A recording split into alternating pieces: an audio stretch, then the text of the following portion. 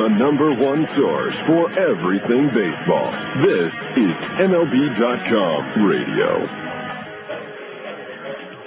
Hello, everyone, and welcome out to Scottsdale Stadium in Scottsdale, Arizona, as the Scottsdale Scorpions. See how many times I can say Scottsdale in the first 5 seconds of this broadcast. Scorpions get ready to host the Grand Canyon Rafters as Arizona Fall League action continues here on MLB.com Radio. Hi, everyone. Victor Rojas with you. Proud and, as always, happy to bring you the action from the Arizona Fall League. And we've wrapped up 1 week so far as far as broadcast schedule is concerned. We have 2 more weeks to go, 5 games, Monday through Friday here in this week. And then we go Monday through Thursday of next week, leading up to, of course, the culmination of the Arizona Fall League. That is the championship that is upcoming on Saturday, November 15th. Today, as I mentioned, Scorpions taking on the Rafters. Scorpions come into this one at 12-12, 3.5 games back of the American Division as they trail the Solar Sox of Mesa. They lead it at 16-9, and the Peoria Saguaros are in second place at 13-12, 3 games back in the American Division. As far as the Grand Canyon Rafters are concerned, they're in second place, 11-13, just a game back, though, of the Mesa Desert Dogs, as that national division a little bit sloppy. Desert Dogs leading it at 12-12 and even 500 mark, 1 game lead on the Rafters, and the Peoria Javelinas just have not gotten it together, I should say, here in the Arizona Fall League. They are 6-18, 6 games back of the Mesa Desert Dogs, and they are, like I said, 6 games back. Today it'll be Josh Axelson of the Axelson, of the St. Louis Cardinals organization, going for the Grand Canyon Rafters, and he'll be opposed by Tim Bittner of the Anaheim Angels organization. And I guess since we have some moments here, let's take time to run through the starting lineup for the visiting Grand Canyon Rafters. Leading it off and play in center field from the Tigers organization will be Nuke Logan. Batting second in left field from the Cardinals, it'll be Sean Boyd. Batting third, the right fielder out of the Giants organization, Todd Linden. Batting cleanup and serving as a designated hitter out of the Yankees organization, a kid who's done a terrific job down here, is Mike Vento. Batting fifth and playing first base from the Twins organization, Terry Tiffey. Batting sixth for the Rafters and playing third base out of the Tigers organization will be Donald Kelly. Batting seventh and doing the catching will be Michael Hernandez out of the Yankees organization. Batting eighth and playing second base from the Giants, it'll be Jamie Athas. And batting ninth from the Yankees organization over at shortstop, Ferdinand Tejada. So once again for the Rafters, it'll be Logan, Boyd, Linden, Vento, Tiffey, Kelly, Hernandez, Athas, and Tejada. For the home team, the Scottsdale Scorpions, leading it off and playing second base will be Eric Bruntlett. Batting second, the first baseman from the Dodgers organization, James Loney. Batting third, the designated hitter out of the Diamondbacks organization, Scott Hairston.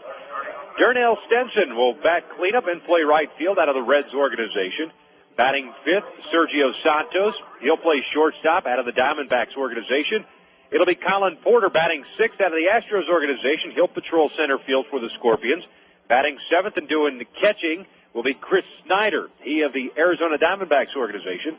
Batting eighth and at third base, it'll be Brennan King out of the Dodgers organization. He'll play third base. And batting ninth in left field out of the Angels organization, Nick Gornall. So once again for the Scorpions, it'll be Bruntlett, Loney, Hairston, Stenson, Santos, Porter, Snyder, King, and Gornall for Rick Burleson's Scottsdale Scorpions. And they have taken the field here as left-hander Josh Axelson begins his warm-up tosses. He comes in at a 1-2 mark and a 7-point, it'll be Tim Bittner. Scorpions taking the field, not the Grand Canyon Rafters.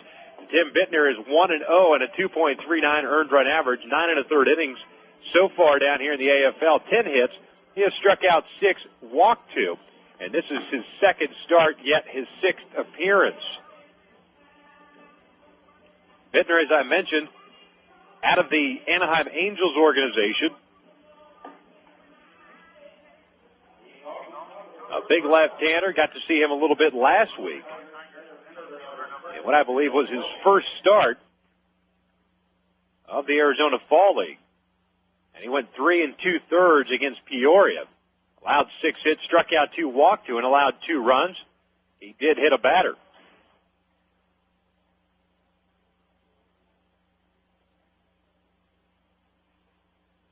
So Nuke Logan ready to lead it off here as we get underway from Scottsdale Stadium. In the next 3 days, we'll be out at Mesa's Hohokam Park. Tomorrow will be the Peoria Saguaros taking on the Mesa Desert Dogs. First pitch on the way, fastball in there, strike one.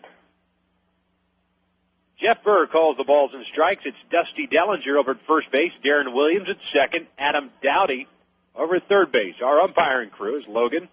Takes a pitch low, 1 ball and 1 strike. Logan, a switch hitter, batting from the right side. Very good speed. King at third, Loney at first, even with their respective bags. Tried to check his swing on the breaking pitch, couldn't do so, and 1 ball and 2 strikes now.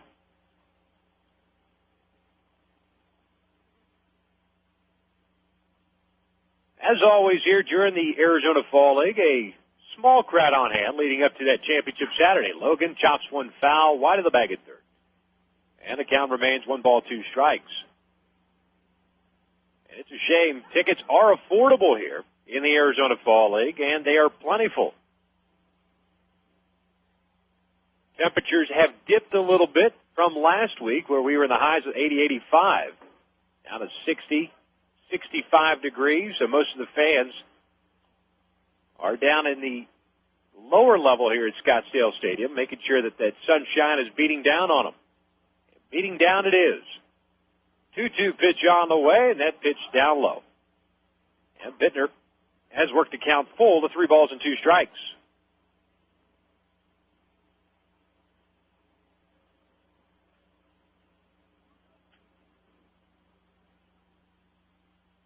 Payoff pitch on the way, and Logan chops 1 foul off his left ankle.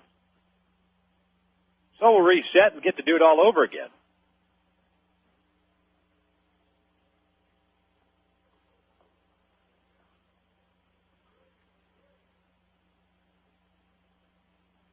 Bittner looking in for the side, finally gets it. Here comes the payoff pitch. That one's lined into left field. That's going to fall in there for a base hit as Gornall gets that ball back into the infield. That ball was smoked into left field.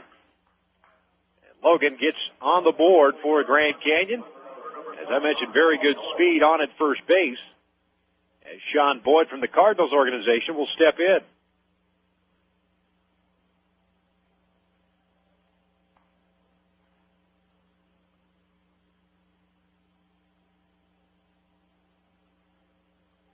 Bittner, 6'2", 200 pounds, left-hander, out of Marist, New York, that college.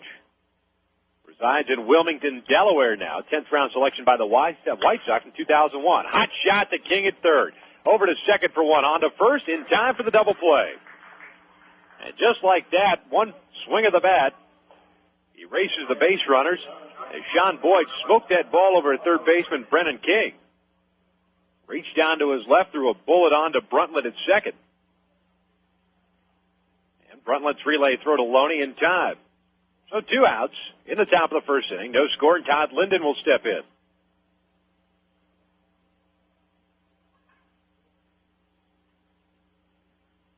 But as far as Bittner is concerned, as Linden takes a fastball strike in there.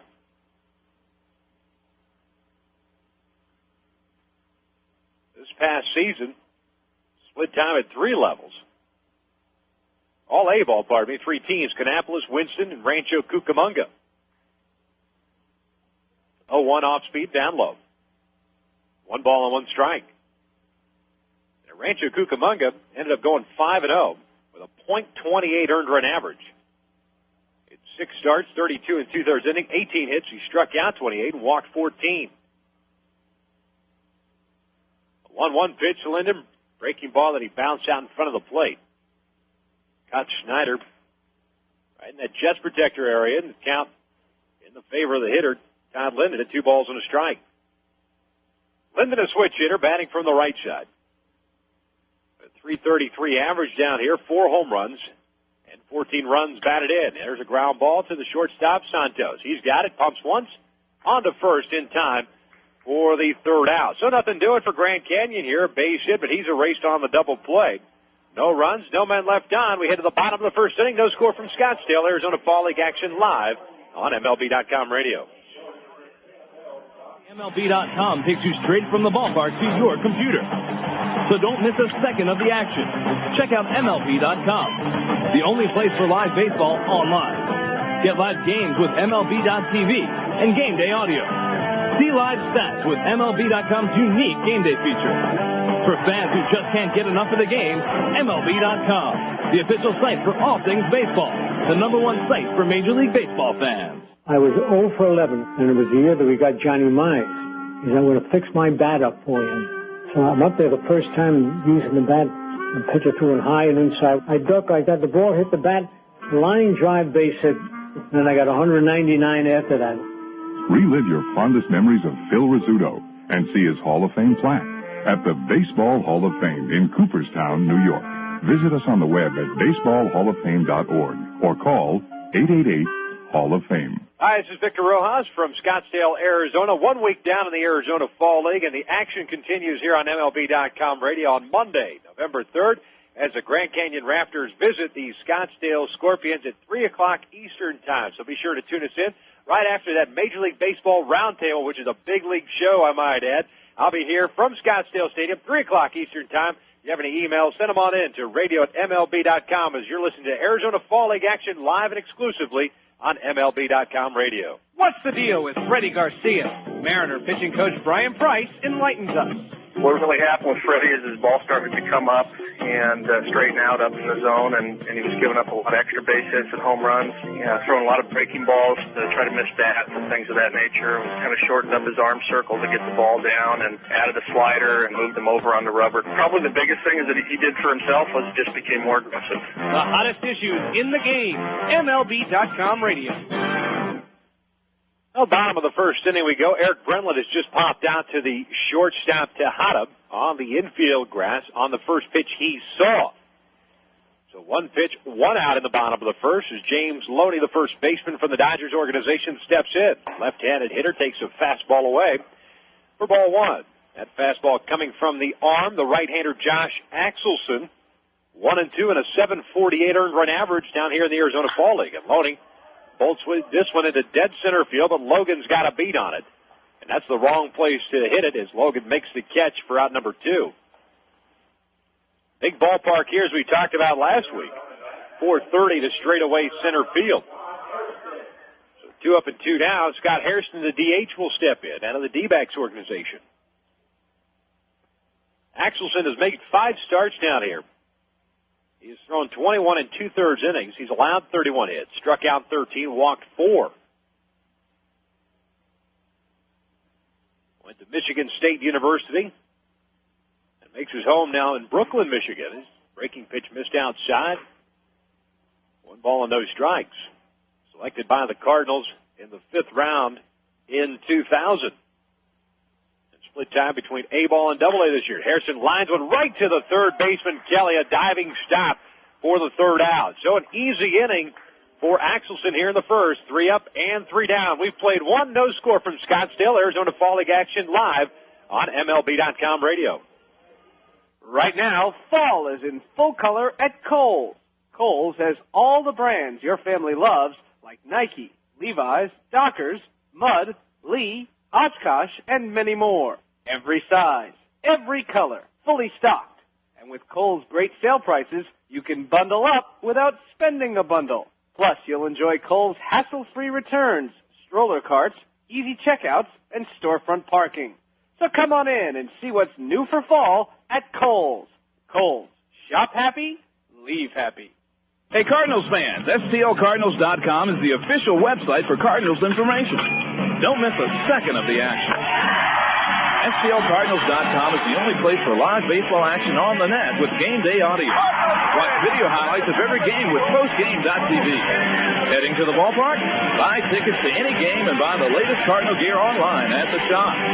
For diehard Cards fans like you, STLCardinals.com, the #1 site for Cardinals fans. Being inducted into the Hall of Fame is the ultimate after you had a successful Major League career. Of course, I took 4 years out for World War II. I joined the Navy 2 days after Pearl Harbor, and I'm very proud to be an American and hope I've been a good one. Relive your fondest memories of Bob Feller and see his Hall of Fame plaque at the Baseball Hall of Fame in Cooperstown, New York. For more information, visit us on the web at baseballhalloffame.org or call 888-HALL-OF-FAME. Bases are loaded. There's the hot count to 11-year-old right fielder Smith. Smith relays the ball to Baker. Baker fires to Ellis. Ellis to Purdy. Purdy to Sternsen. And Sternsen cut off mascot. Now that's Teamwork. Just one lesson kids learn through the Baseball Tomorrow Fund. A partnership between Major League Baseball and its players that connects kids with baseball and softball programs worldwide. To learn more, visit baseballtomorrowfund.com. Well, top of the second inning we go. It is the designated hitter of the Yankees organization, Mike Vento, facing left-hander Tim Bittner. 1 ball and 1 strike now as Vento took that fastball in there for strike 1. No score in the top of the second inning. And Vento, very good Arizona fall. He hits hot smash into the hole at short. Santos, the backhanded plants, throws across in time for the first out. Nice play by Sergio Santos, ranging to his right and into the hole. And the shortstop, good strong throw to retire one of the Arizona Fall League's hottest hitters. So 1 out here in the books. And Terry Tiffey, the first baseman, will step up. It appears, at least in the early going, both Bittner and Axelson like to work quickly.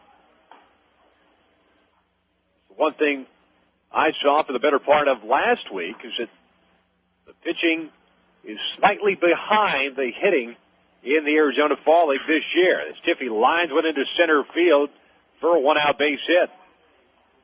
Bittner tried to go with the off-speed pitch. Tiffey stayed down through it. Was able to line it up the box. So the Rafters with a man on with 1 out. Donald Kelly will step in.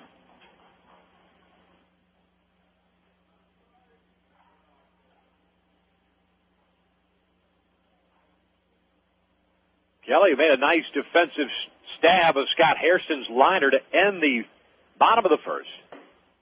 He's a left-handed batter and takes a fastball in there for strike 1. Kelly hitting .209 down here. A home run, 9 runs batted in. No doubles, a triple. Decent speed with 3 stolen bases. Short lead for Tiffey at first. And the 0-1, breaking ball low. Snyder has to block that ball. Stays near his feet, so Tiffey cannot advance. Tiffey with average speed, hence the fact he's got a short lead there, as Loney holds him on. And Bittner will throw on over.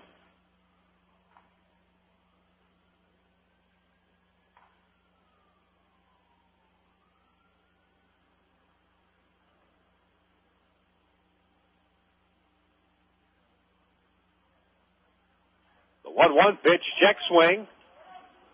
And they asked for help down at third base, and Adam Dowdy says no, he didn't. So 2 balls and a strike on Kelly.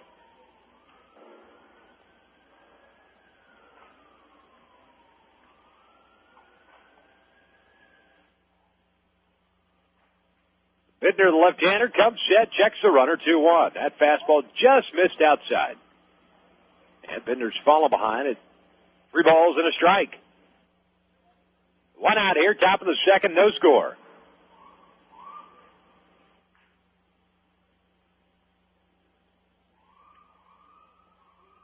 Three-one pitch, that's sliced down the left field line. That's going to fall in there for a base hit. Around second is Tiffey. He's heading to third. Going to second is Kelly, and he's going to reach on a 1-out double. Nice piece of hitting by the left-handed batter, taking a pitch out and away from him. Just stuck that bat out there and placed it perfectly down the line. So the Rafters threatening here in the second inning with runners at second and third, 1 out. And Michelle Hernandez, the catcher, will step up. Infield will stay back for Scottsdale. They'll concede the run in exchange for the out. Bittner working from the stretch, high fastball away. Ball and no strikes. Hernandez, 143 average, no home runs, 2 runs batted in. Getting the start is the catcher. Out of the Yankees organization, former Cuban defector. Off speed low. 2 balls and no strikes.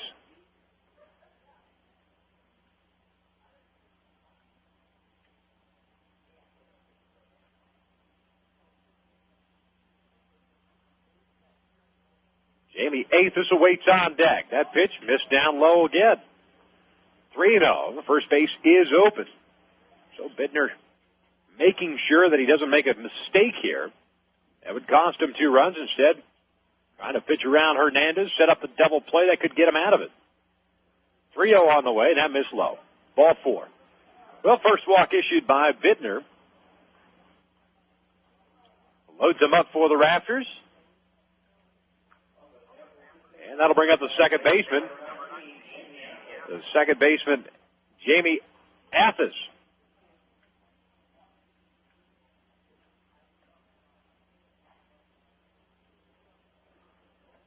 Athos, a left-handed batter. Decent speed, so a tough guy to double up. Infield will play halfway for Scottsdale. King even with the bag at third base. Loney behind the runner at first. First pitch, good pitch. Fastball at the knees, strike 1. Breezy here in Scottsdale. Wind blowing out towards right field. 340 down that right field line. Bittner's 0-1. Tried to check his swing. He did. The pitch missed inside. Evens the count of a ball and a strike. Athos, a .243 average in the Arizona Fall League. No home runs and 5 runs batted in. The 1-1 pitch, breaking ball, is in there. Athos couldn't pull the trigger as he falls behind. 1 ball and 2 strikes. Bases full of Rafters here in the top of the second. No score. Tiffy on at third. Kelly at second. Hernandez at first. The 1-2 pitch. Breaking ball. Pull the right side. Loney's got it. He's going to come home. Forced out. And Snyder, they throw to first. Not in time. So Loney, a heads-up play coming home. They force out Tiffy for the second out. And Snyder, even with Tiffy sliding in at his feet, made a good, strong throw back to Loney at first base. But, as I mentioned, Athos, very good speed, is able to leg it out. As he reaches on the fielder's choice, Hernandez moves to second. Kelly on to third, but now there are 2 outs. For Yankees farm-handed shortstop for Dean Tejada.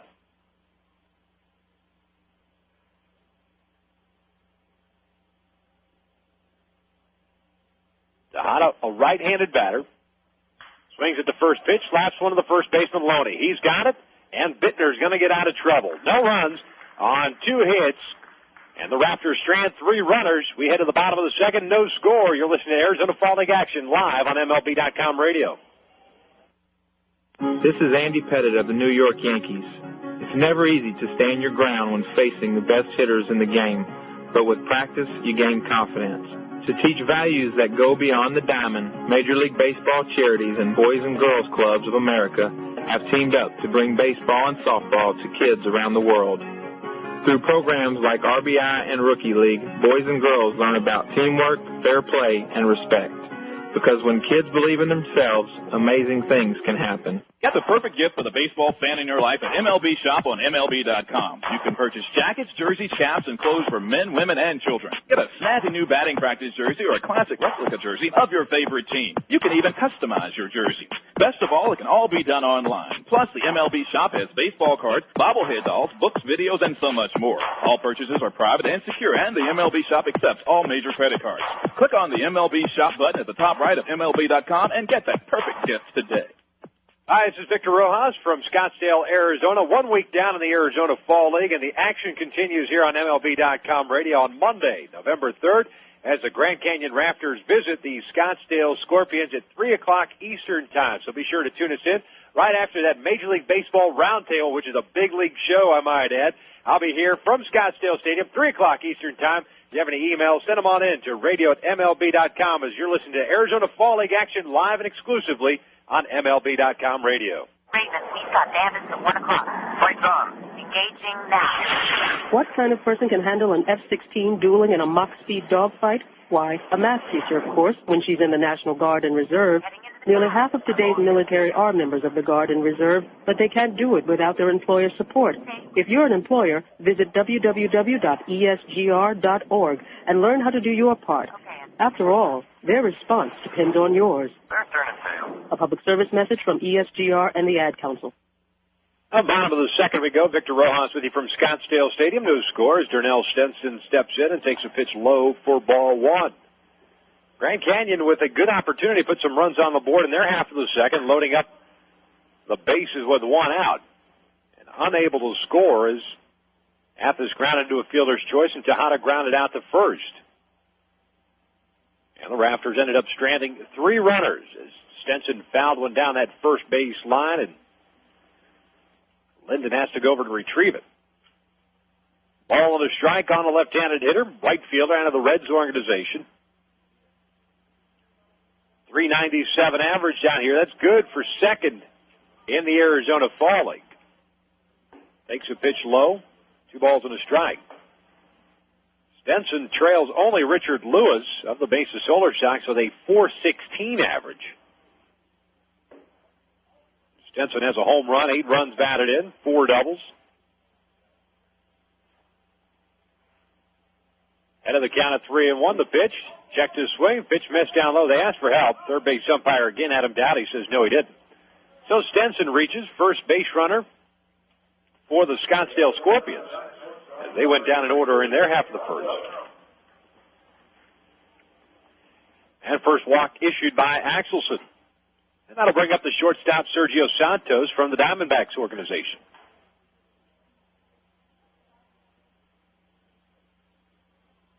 Santos, a right-handed hitter, takes a pitch on the inside corner. Good fastball for strike one. Santos, .247 average. A home run, 8 runs batted in. He does have 3 doubles as well as 2 triples. Axelson comes set, the 0-1 pitch, breaking ball down low. Nice play by Hernandez, blocking that ball to his right. The ball and the strike on the shortstop. Happened to see Santos' first home run of the Arizona Fall League and only home run last week. It was an opposite field job towards right center field, right here in Scottsdale Stadium. That pitch, throw over to first base. Stenson back safely. Scorpions looking for their first hit in the second. A couple of hard hit balls, but right at guys in the first. The 1-1 fastball, he misses inside. 2 balls and a strike.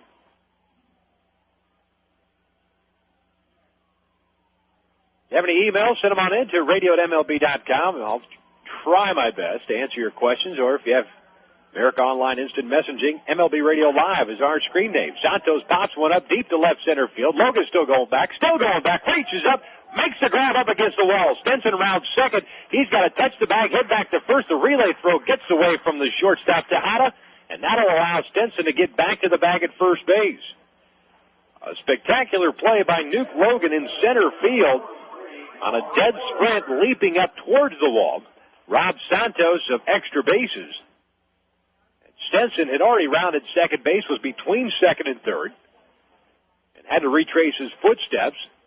And only because the throw got away from Tejada, the shortstop, we don't have a double play. So 1 out, men on at first, and Colin Porter, the center fielder, will step in. He squares the bunt, takes a breaking ball in there for strike 1. He pulled the bat back. Trying to change the defense up a little bit. Kelly at third comes in a couple of steps.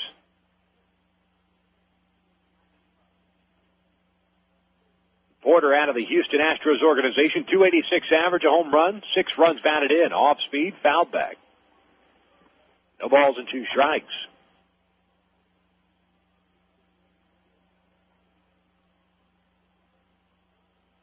Since Porter is with the Houston Astros, gives us an opportunity, of course, to discuss the trade between the Houston Astros and the Philadelphia Phillies. And swing and a miss on a high fastball by Porter. He goes down for out number 2. So that'll bring up the catcher Chris Snyder from the D-backs organization with 2 outs, a man on at first. But if you haven't heard already, and I assume if you're listening to our broadcast, you, 1, are huge baseball fans, and 2, you've already heard the news, but Billy Wagner, closer for the Astros, now the closer for the Philadelphia Phillies. As Philadelphia sent Houston, right-hander Brandon Duckworth. Snyder gives this one a bolt, but it's going to hang up for Sean Boyd, the left fielder. Got it off the end of the bat. We'll finish up the trade rumors or trade talk After this break, no runs, no hits, one man left on base. We played 2 no score from Scottsdale. You're listening to Arizona Fall League action live on MLB.com radio. This year would have marked Lou Gehrig's 100th birthday.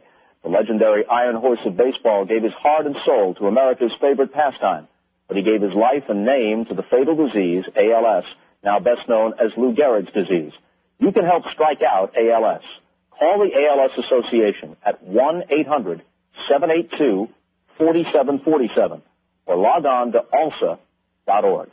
Thanks. Your grandparents came here. The long drive, and it's a home run for Joe DiMaggio. Your parents came here. Here comes Roger Maris in to score, and Takeda pulling the second with a double. Now it's your turn. Number 3,000 for one of the great players of all time, George Brett. Cooperstown, New York, a tradition of excellence for 7 decades. Be a part of it. For information, call 1-888-Hall of Fame. From the first pitch of spring training to the last pitch of the World Series, MLB.com radio brings unique and exclusive coverage of Major League Baseball. That continues during the winter months with Arizona Fall League action, hot stove reports, and baseball winter meetings.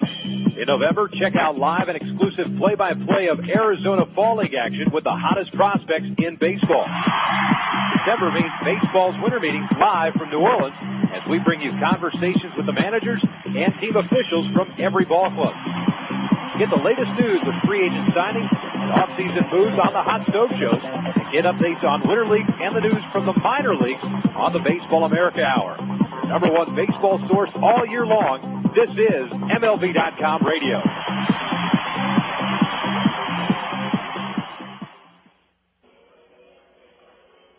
At the top of the third inning we go. No score from Scottsdale Stadium. Top of the order due up for the Grand Canyon Rafters. Logan, Boyd, and Linden, 1, 2, and 3. As Tim Bittner concludes his warm-up tosses. But as we were talking about before the break, the Philadelphia Phillies sent right-handed starter Brandon Duckworth and a pair of minor league pitchers to the Astros in exchange for Billy Wagner. And we did have an instant message from Jim in Pennsylvania, who writes, it seems Billy Wagner was surprised about his trade to the Phillies. Do you think this will cause him to have negative feelings about the Phillies before he even starts a game for them? Well, he's not going to start a game for him, but if you mean in reference to closing a game, I don't think he will. He's a professional, guy who's had a terrific career, and a guy who will immediately make that ball club, at least that bullpen, that much better. And keep in mind, the Phillies did pick up the option on Real Cormier. Cormier, as you know, had a very good season for the Philadelphia Phillies as well. And Brandon Duckworth, as well as the minor league pitchers, is exactly what the Houston Astros are looking for. Dotel and Lidge are 2 guys that could fill the void for Wagner. It's a pair of big shoes to fill, as Billy Wagner is one of the best closers in baseball, along with Gagne and Smoltz. 3-0 to Logan is in there, 3 balls and a strike. I think Wagner has had some quotes during the last game of the season, or after the last game of the season, talking about Drayton McClain Jr. and his inability to add certain players to the roster. As Logan slaps one to right field, base hit, and he's on board for the second time. 2 singles for Nuke Logan, 2 for 2. Sean Boyd will step up. That, as far as Wagner's comments, coupled with the fact he had 1 more year left on his deal, and he's going to be a free agent after 04, made him expendable. Now what the Astros need is for Brandon Duckworth to live up to the promise that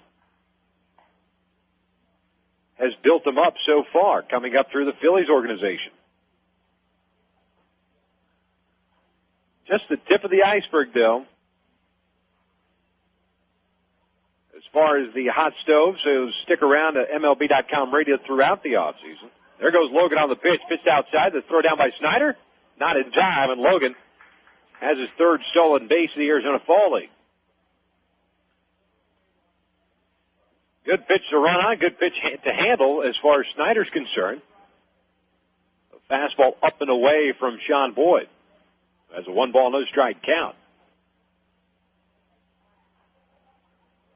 The 1-0 pitch, swing, and a miss on a fastball away. Count evens and a ball and a strike. Boyd 0 for 1, grounded into a double play his first time up. As far as that stolen base by Nuke Logan goes, should be no surprise whatsoever. Pickoff attempt at a spaghetti wheel-around move. Nobody covering at the bag at second. But Nuke Logan, since starting his professional career in 2000 with the Tigers of the Gulf Coast League, has amassed 181 stolen bases. Breaking ball, missing low. 2 balls and a strike on Boyd. And that includes the 37 stolen bases he had at Double-A Erie in the Eastern League.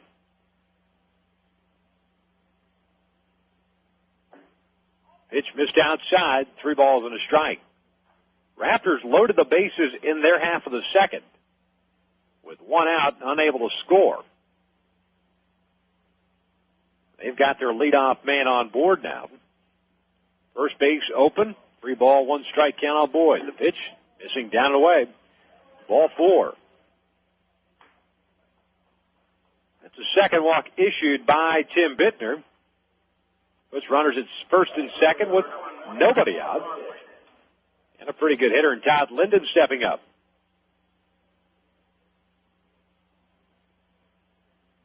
Now Mark Wohlers and Jason Beret have signed minor league contracts with the Cleveland Indians. Pudge Rodriguez is filed for free agency. The Cardinals have opted not to pick up the option of left-handed reliever Jeff Facero. Bunting is Linden. He went around. A throw back behind to second base. Gets off the glove of Hairston into center field. Backing up on the play is Porter. Both runners advance. Now Logan at third base. Boyd at second. On what should be an error on the catcher, Chris Snyder. And it is. Linden squared the bunt, offered at it, missed. Logan was way off the bag at second, so Snyder decided to throw down. The throw on the shortstop side of the bag. Santos couldn't get a glove on it. Rolled into center field, so Logan at third, Boyd at second, infield back, nobody out. 0-1 pitch gets by Snyder. Here comes Logan, and the Rafters are going to take a 1-0 lead. So an error by Snyder, what should be a pass ball by Snyder. The ball hit off his glove, went right through the wickets. Gives the Rafters a 1-0 lead.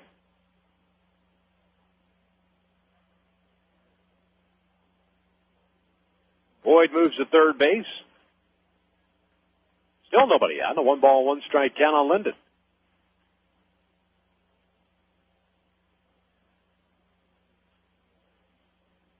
We can't forget about Bobby Valentine returning to Japan as Linden swings and misses.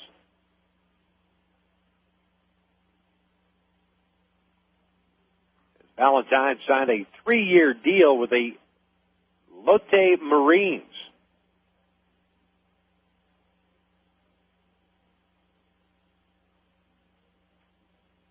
Bobby spending this past season with ESPN as one of their analysts, regular on Baseball Tonight.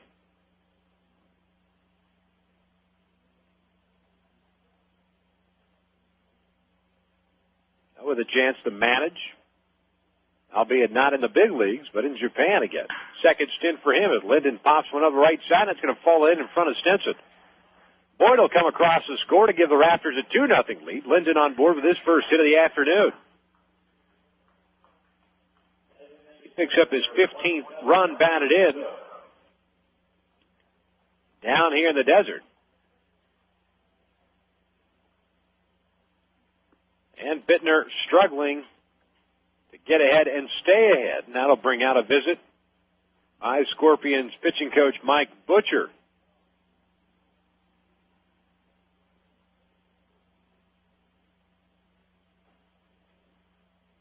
Well, this past weekend, Arizona Fall League action continued on Saturday.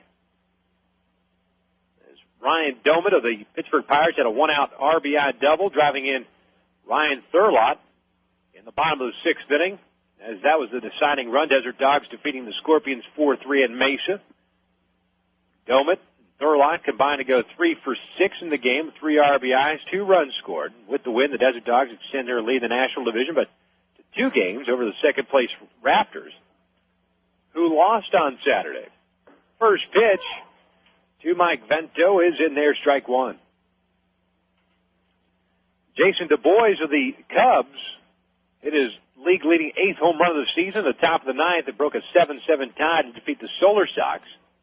Pardon me, as the Solar Sox defeated the Rafters 9-7 here in Scottsdale. Vento fouls one off into the seats. 0-2 the count. Aaron Rakers pitched 2 scoreless innings, allowing 1 hit, striking out 3 to pick up his league-leading 5th win of the season. And Saguaro sent 10 batters in the top of the 6th inning to the plate and scored 6 runs on 5 hits as they defeated the Javelinas 11-3 at Peoria Sports Complex. 0-2, ground ball, double play, booted by Santos. Linden will reach it second. Vento will reach it first. So Arizona Diamondbacks farmhands. Chris Snyder behind the plate. Sergio Santos at shortstop. Looking awful here this afternoon. On what should have been an easy 6-4-3 double play. Santos came up empty. Second error of the inning for the Scottsdale Scorpions. That'll bring up Terry Tiffey.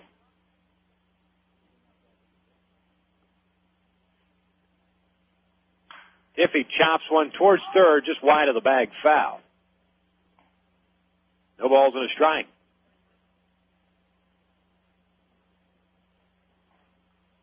Arizona Fall League full of promotions, of course. Their 5th promotion of the season set for Wednesday, November 5th. Right here at Scottsdale Stadium. Game time is 7:05 p.m. As the Fall League will give away 100 Randy Johnson Heartland collectibles through a lucky number drawing for all fans in attendance. I think last week they gave away Craig Counsell bobblehead dolls.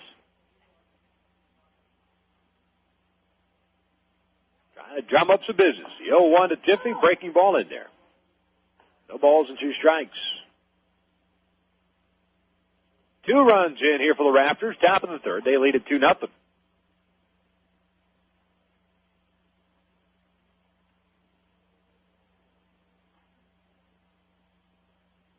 Bittner comes set 0-2 pitch. Breaking ball pulled down that left field line going over his Gornall. He's going to make the catch for the first out of the inning. Ball hit well on a pitch down and in. Right-handed hitting Tiffey. But Gornall had him played perfectly. That's the first out, and that'll bring up Donald Kelly. Kelly out of the Tigers organization, 1 for 1, doubled his first time up.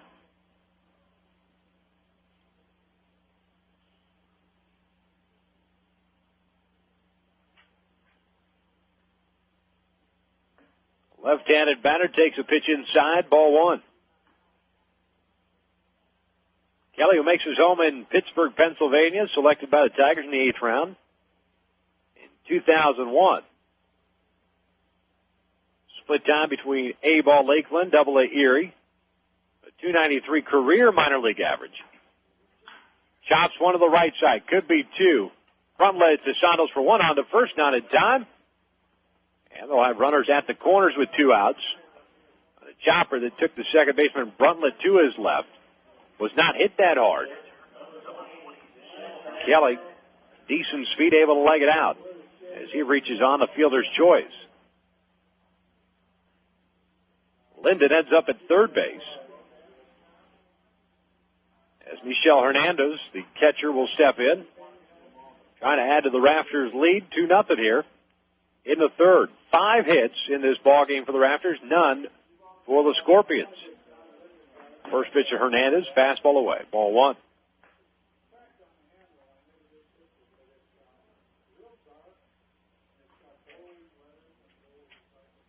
And as I mentioned, defected from Cuba. Signed by the Yankees back in 1998. 1-0 low. 2 balls and no strikes. Had a good season at AAA Columbus this year. .280 average, 4 home runs, 30 runs batted in.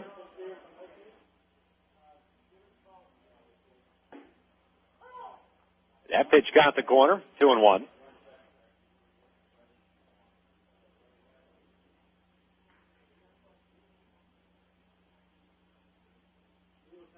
Six-foot, 208-pounder, and a right-handed batter.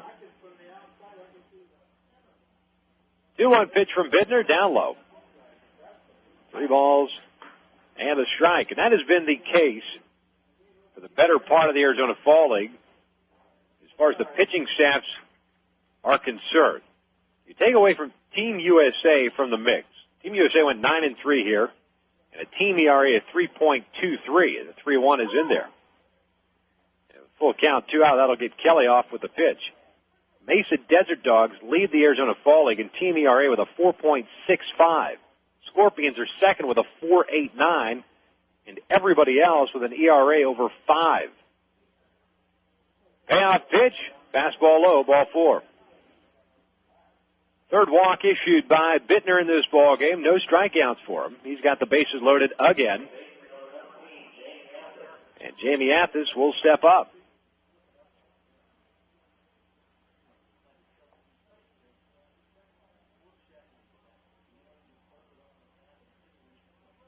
Athis 0 for 1, reached on a fielder's choice. Bittner will work from the stretch. First pitch, swing and a miss. Strike 1. Action in the Scorpions bullpen, so Rick Burleson added early. And rightfully so, because Bittner has struggled with his control.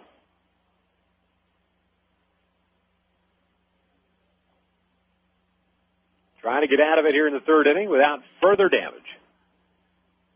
The 0-1, breaking ball outside.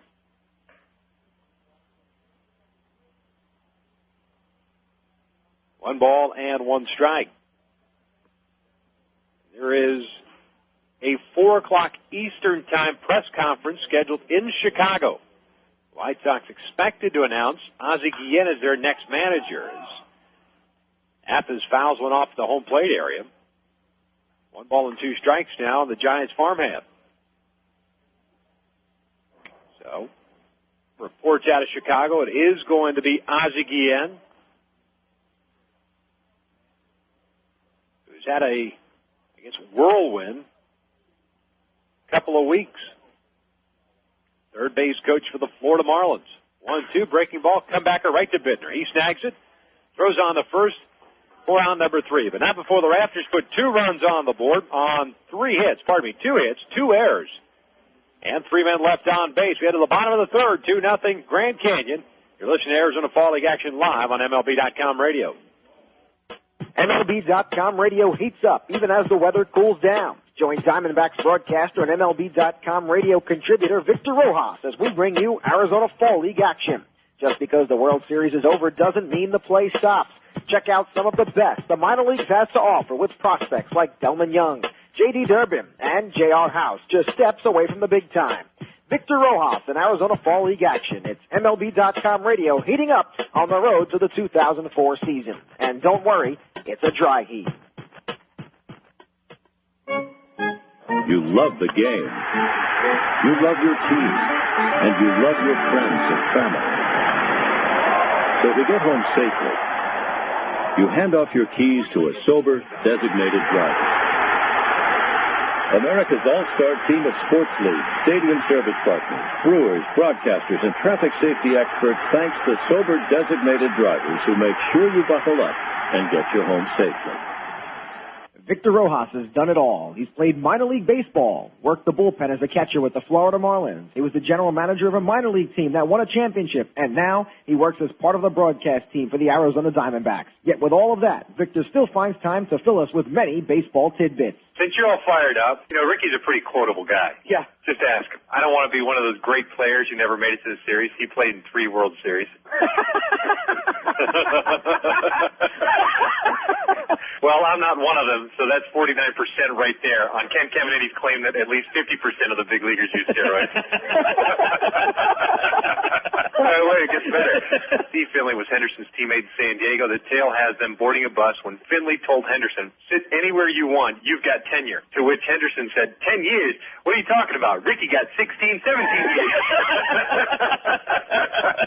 Oh, that's classic. Victor Rojas, attitude, humor, and knowledge of the game. Just another few reasons to listen to MLB.com radio. Believe it. Now, bottom of the third inning we go. Victor Rojas with you from Scottsdale Stadium, Grand Canyon Rafters, pushing across 2 runs in their half of the third. They lead it 2-0. Brennan King, third baseman from the Dodgers organization, fouls one off and has a no-ball, 1-strike count. And he lines one down to that left field corner. That's going to go for extra bases. Boyd, left fielder, gets to it, cuts it off at the warning track, and Brennan King has a leadoff double.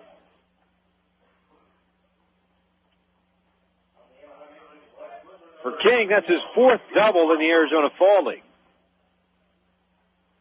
That is the first hit by the Scottsdale Scorpions.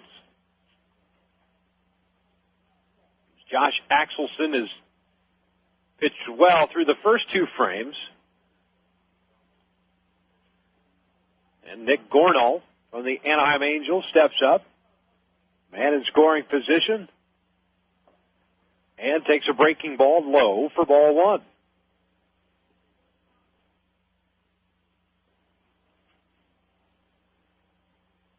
Gornall, a .234 average down here, no home runs, 4 runs batted in.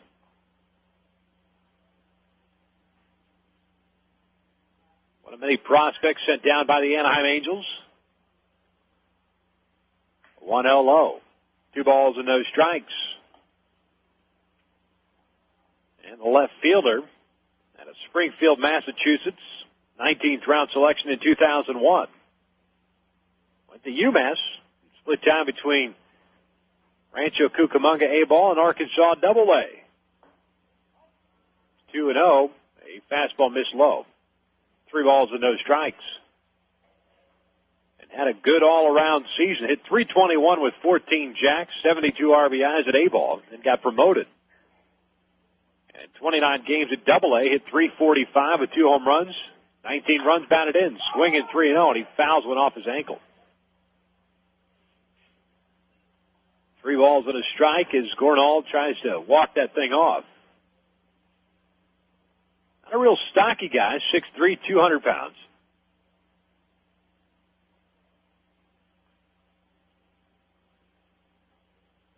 The 14 home runs he had at Rancho Cucamonga, career high. He had 10 last year at Cedar Rapids, A-ball.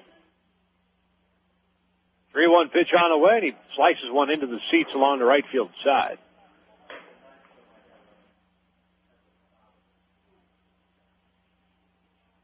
So the count has run full to 3 balls and 2 strikes.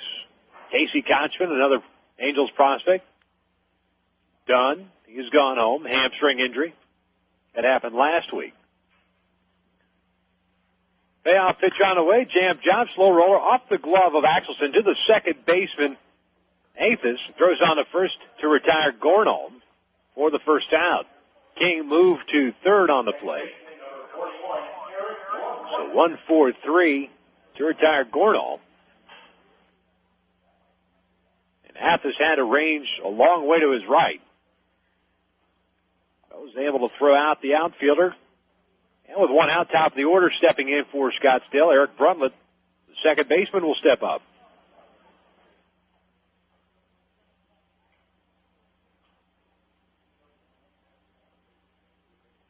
Infield back, normal depth. They'll concede the run. Big curveball in there, strike 1.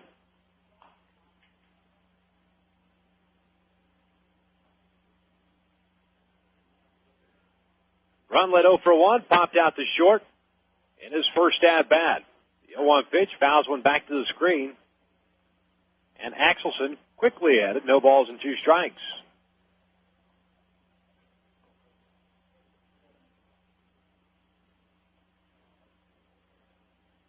Two 2-0, Grand Canyon leads it in the bottom of the third inning. Axelson working from the stretch. King leads off at third. 0-2 pitch on the way, swing and a miss, and the ball gets away from Hernandez. A run will score, and Bruntlett will head to first, and he'll reach. So it's a 2-1 lead for the Rafters now. Credit Axelson with his second strikeout of the game. Strikeout, wild pitch. And King alertly seeing the ball get away from Hernandez, the catcher. He's able to scamper home.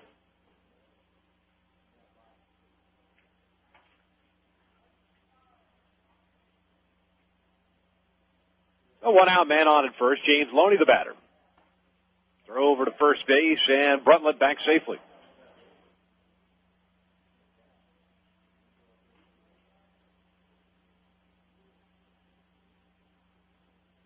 Other action today in the Arizona Fall League.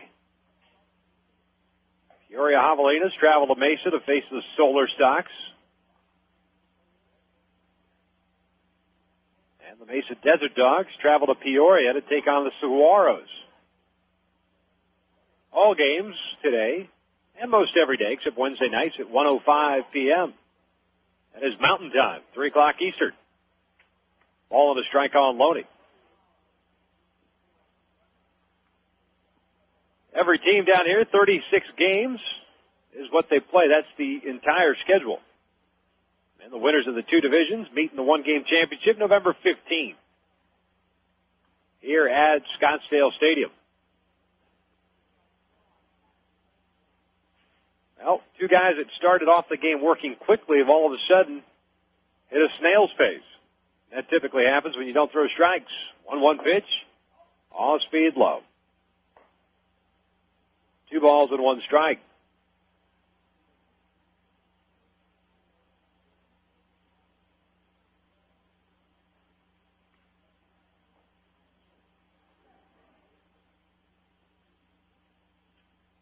There goes the run of the 2-1, pulled off the glove of the first baseman Tiffy into foul territory. Going to third base is Bruntlett, who was going on the pitch. So the Scorpions had the hit and run on. It works. Tiffy unable to come up with the grounder. His only play would have been at second base. So the Scorpions trailing it by a run. Have runners at first and third base, 1 out. And Scott Harrison, the batter.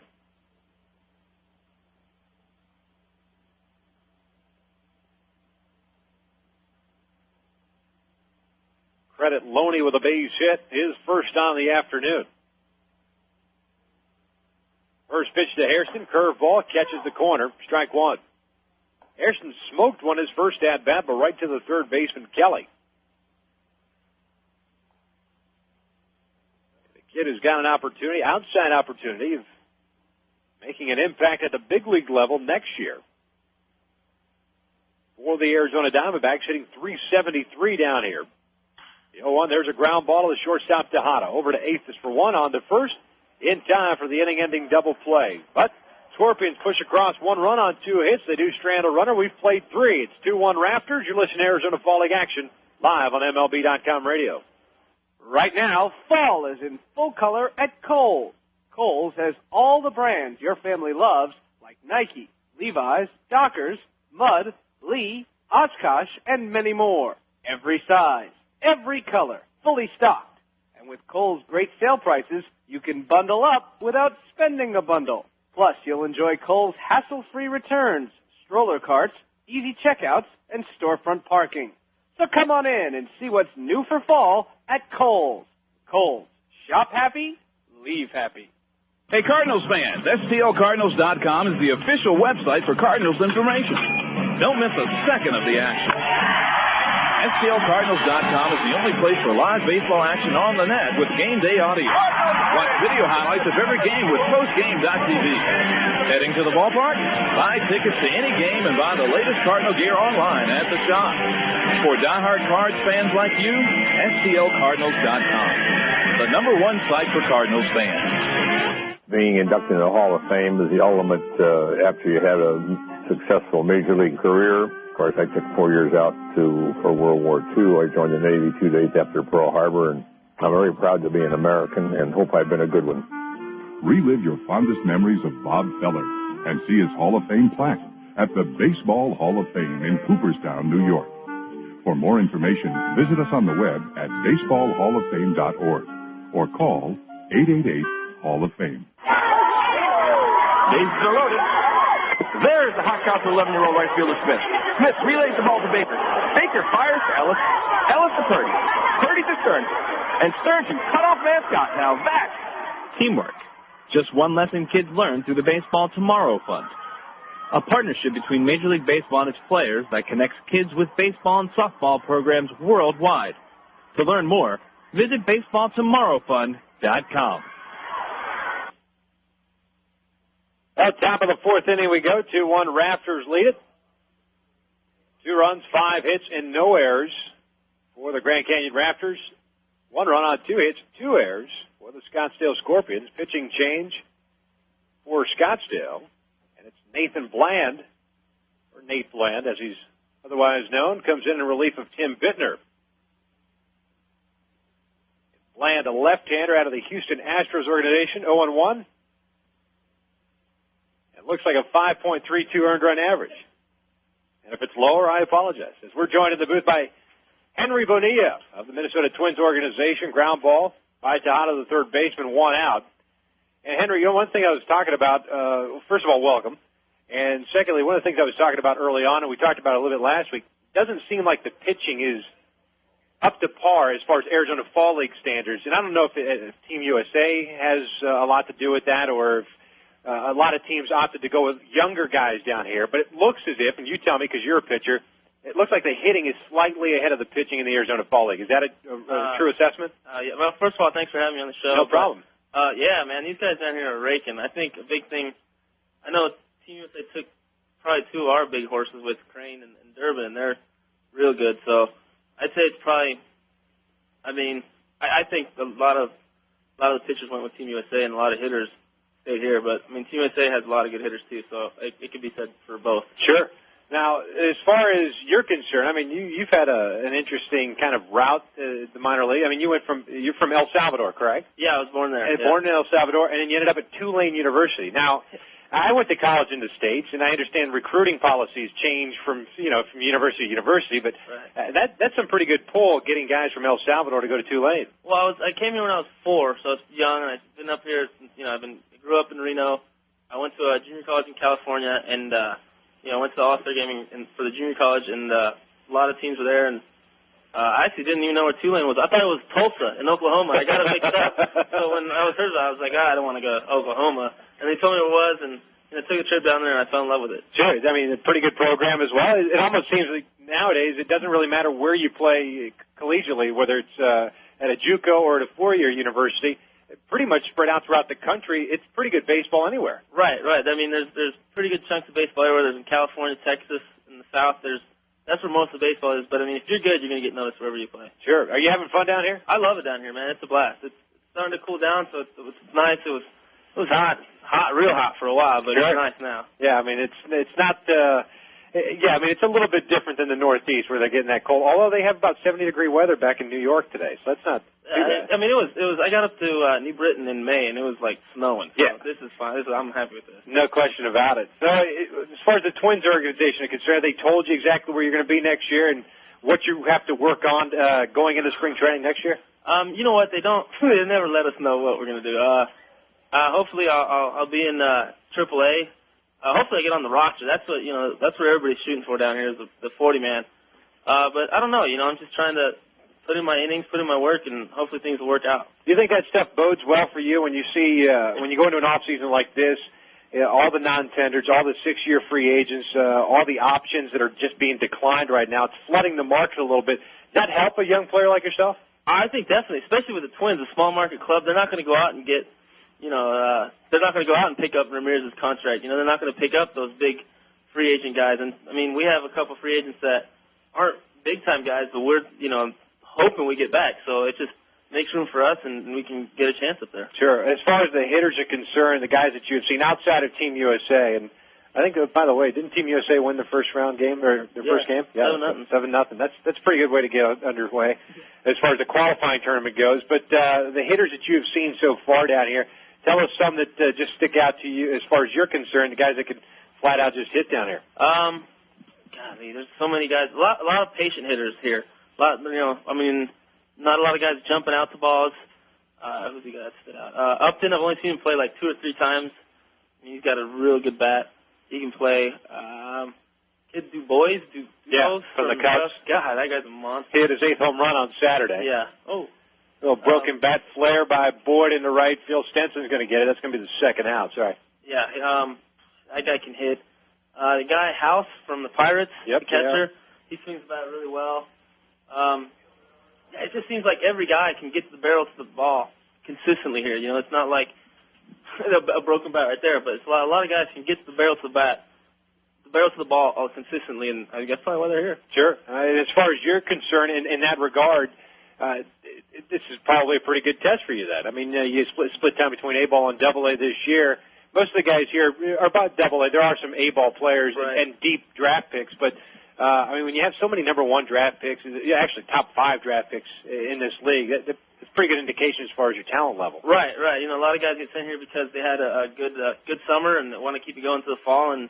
Maybe you got hurt and were one of the prospects. So I guess to do well here, it shows that you're probably one of the better guys in the minor leagues. Sure. As I look at your numbers, your guy had 25 saves at one point. Now you are being converted to a starter. You were converted to Double-A, right? I drafted out of Tulane. I was a starter. Okay. And they kept me starting when I first signed through that half season. And then actually the closer I was going to go to Fort Myers and move up. The closer in Quad City got hurt, and so they made me the closer like the 2 days before we broke camp. Right. So I was kind of disappointed then. I was like, yeah, whatever. And so I ended up closing all year there, and I got the Relief Year of the Year award or whatever they give you. And then next year, I only spent like a month in A-ball. I tore my ACL, and so I was out, and then I came back relieved this year, and then. They just made me start out of nowhere again. And do you have a preference? I mean, you look at your numbers, 9-7 to 3.36. That's respectable stuff at Double-A. I hate the bullpen. Really? It's cool, you know. You have some good talks in there and you have fun. But I love starting. You get to know when you start. You get to relax. Your other 3 days, you put in your work. But you know, in the bullpen, you're sitting down and you think the game's out of it. All of a sudden, they're calling your number and you're like, oh man, you know. So I like the bullpen when you hang out and you talk and you have fun times down. But I'd much rather start. Well, enlighten us as far as some of those conversations. The bullpen, I'm assuming nothing has to do with like females in the stands, right? No, man. It's all baseball, strictly the game, television, right? Oh, completely. The game. There's no binoculars down there. No, nothing. The games are completely. Our minds are in the game. We're focused. 100%. Yeah. Especially here in Arizona. Down here. All right, man. Well, I appreciate your time here. Thanks for I had fun. It was blessed. Thanks for having me. Good luck to you next year, whether it's a starter or a reliever. But if you're a reliever, make sure you have good binoculars. These are this Minolta brand that I carry. These are good. Those are high tech. Here, big man. You can spot stuff miles away with these things. Good luck to you, buddy. All right, thank you very much. You got it. That's Henry Bonilla of the Minnesota Twins organization, our guest in the booth. Nuke Logan stole his second base, of course, of the afternoon. There's 2 outs. He's on at second. And a 2-1 lead for the Rafters, and a swing and a miss by Todd Linden. That is the 3rd out of the inning. So nothing doing for Grand Canyon their half of the 4th. No runs, no hits. 1 man left on. We head to the bottom of the 4th. 2-1 Rafters. You listen to Arizona Fall League action live on MLB.com radio. I'm Bob Costas. This year would have marked Lou Gehrig's 100th birthday. The legendary Iron Horse of baseball gave his heart and soul to America's favorite pastime, but he gave his life and name to the fatal disease, ALS, now best known as Lou Gehrig's disease. You can help strike out ALS. Call the ALS Association at 1-800-782-4747 or log on to alsa.org. Thanks. Your grandparents came here. The long drive, and it's a home run for Joe DiMaggio. Your parents came here. Here comes Roger Maris in to score, and Cepeda pulling to second with a double. Now it's your turn. Number 3,000 for one of the great players of all time, George Brett. Cooperstown, New York, a tradition of excellence for 7 decades. Be a part of it. For information, call 1-888-HALL of Fame. From the first pitch of spring training to the last pitch of the World Series, MLB.com radio brings unique and exclusive coverage of Major League Baseball. That continues during the winter months with Arizona Fall League action, hot stove reports, and baseball winter meetings. In November, check out live and exclusive play-by-play of Arizona Fall League action with the hottest prospects in baseball. December means baseball's winter meetings live from New Orleans as we bring you conversations with the managers and team officials from every ball club. Get the latest news with free agent signings and off-season moves on the Hot Stove Shows. Get updates on Winter League and the news from the minor leagues on the Baseball America Hour. #1 baseball source all year long. This is MLB.com Radio.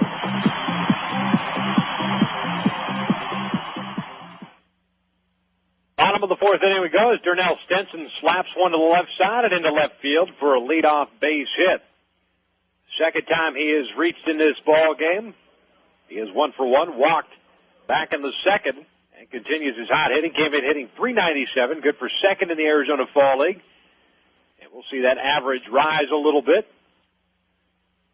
as Sergio Santos will step up. Nobody out, man on at first base. 2-1, Grand Canyon leading the Scottsdale Scorpions. And the first pitch, pulled to the left side. Kelly, the third baseman's got it. On to eighth is for one. On to first in time for the double play. Second double play turned by Grand Canyon. That is the third double play in this ball game. So 5-4-3, and just like that, there are 2 outs. That'll bring up Colin Porter. Josh Axelson out there for his 4th inning of work.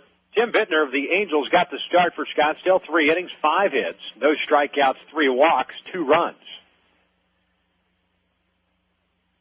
Nate Bland came in relief in the top half of the 4th inning.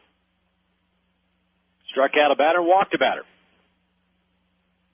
A 1-0 to Porter, swing and a miss. Ball on a strike. Porter hits from the left side. Good long swing. Looks like he beat him up a little bit with fastballs up in the zone. A 286 average down here as that breaking pitch missed down and in. He does have a home run, 6 runs batted in. Wind blowing out big time now towards right center field. The 2-1, off speed away. Axelson not happy with himself. Snaps at the baseball on the way back. 3 balls and a strike. Right-hander winds the pitch. There's a ground ball off his glove into center field. Axelson thought he had a shot at it. Kind of stabbed at it. Didn't come up with it. And Athos, the second baseman, couldn't get to it. So a 2-out base hit. As Chris Snyder, the catcher, will step up.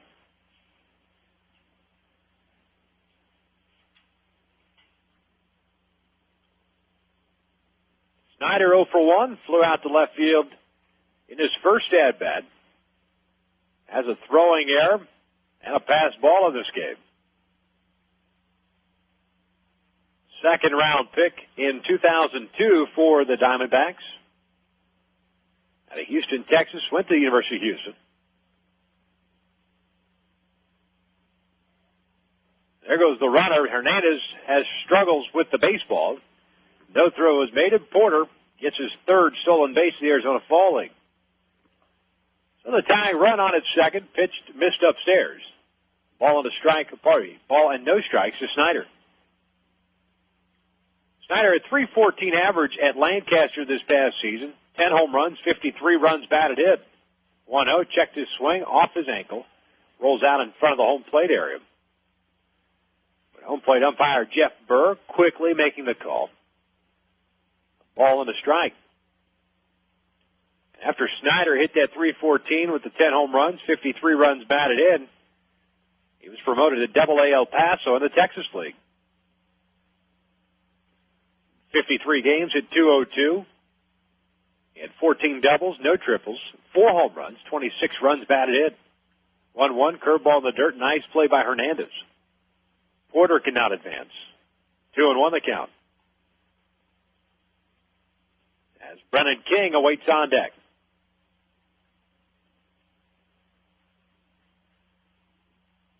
Second week of action of the Arizona Fall League. Tomorrow afternoon, Peoria Saguaros visiting the Mesa Desert Dogs, 3 o'clock Eastern Time. Right here on MLB.com radio. The 2-1 pitch, curveball low. 3 balls and a strike. No action in the bullpen for Grand Canyon. So it appears at the very least that Andy Stankiewicz of the Yankees, the skipper for Grand Canyon, try to get 5 innings. Snyder pulled one foul wide of the bag at third. The count is full, 3 balls, 2 strikes. So Stankiewicz probably trying to get 5 out of Axelson. And as the Arizona Fall League continues to wear on, especially going towards the end of this week and the beginning of next week, some of these games will begin to get called just because guys are at their pitch limit. Snyder, a little flare into center field. That's going to fall in there in front of Logan. Porter comes around third. He's going to score easily. And Logan, kind of lazy playing that ball in center field, had a shot at Porter coming home. Ball bounced right in front of him. 1, he didn't dive for it or even slide attempt for it. And 2, somewhat lackadaisical in getting the ball back into the infield and actually had a shot at Porter. 2-2 ball game now. RBI base hit by Chris Snyder. It's RBI number 5 for Snyder here in the AFL. Ties the ball game up.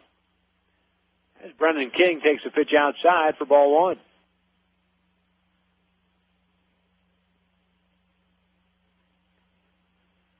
Scottsdale battles back. Solo run in the third. Solo run here in the fourth to tie it up. And it takes Tim Bittner off the hook. And that ball is shot into left center field over his Logan. That falls in there. A little flare of 2-out base hit. And it's not like they're hitting Josh Axelson very hard, at least in this inning. A couple of flares that fall in there. Scottsdale with runners at first and second base. 2 outs. Nick Gornall, the batter. Hernandez, the catcher, goes out to the mound, have a brief conversation with his battery mate.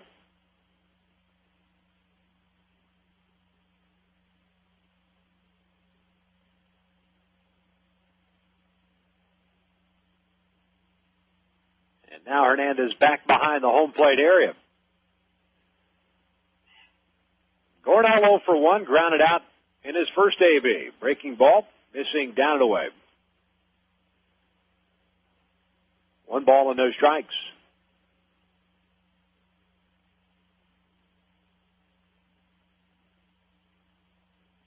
And our thanks once again to Henry Bonilla, pitcher out of the Minnesota Twins organization, for joining us in the booth. As the 2-0 pitch missed inside. Pardon me, that was...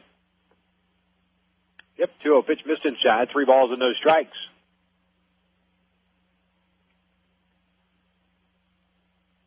Some scrambling going on in the Rafters bullpen.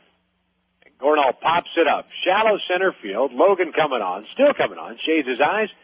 Makes a catch for out number 3. But not before Scorpions put a run on the board on 4 hits.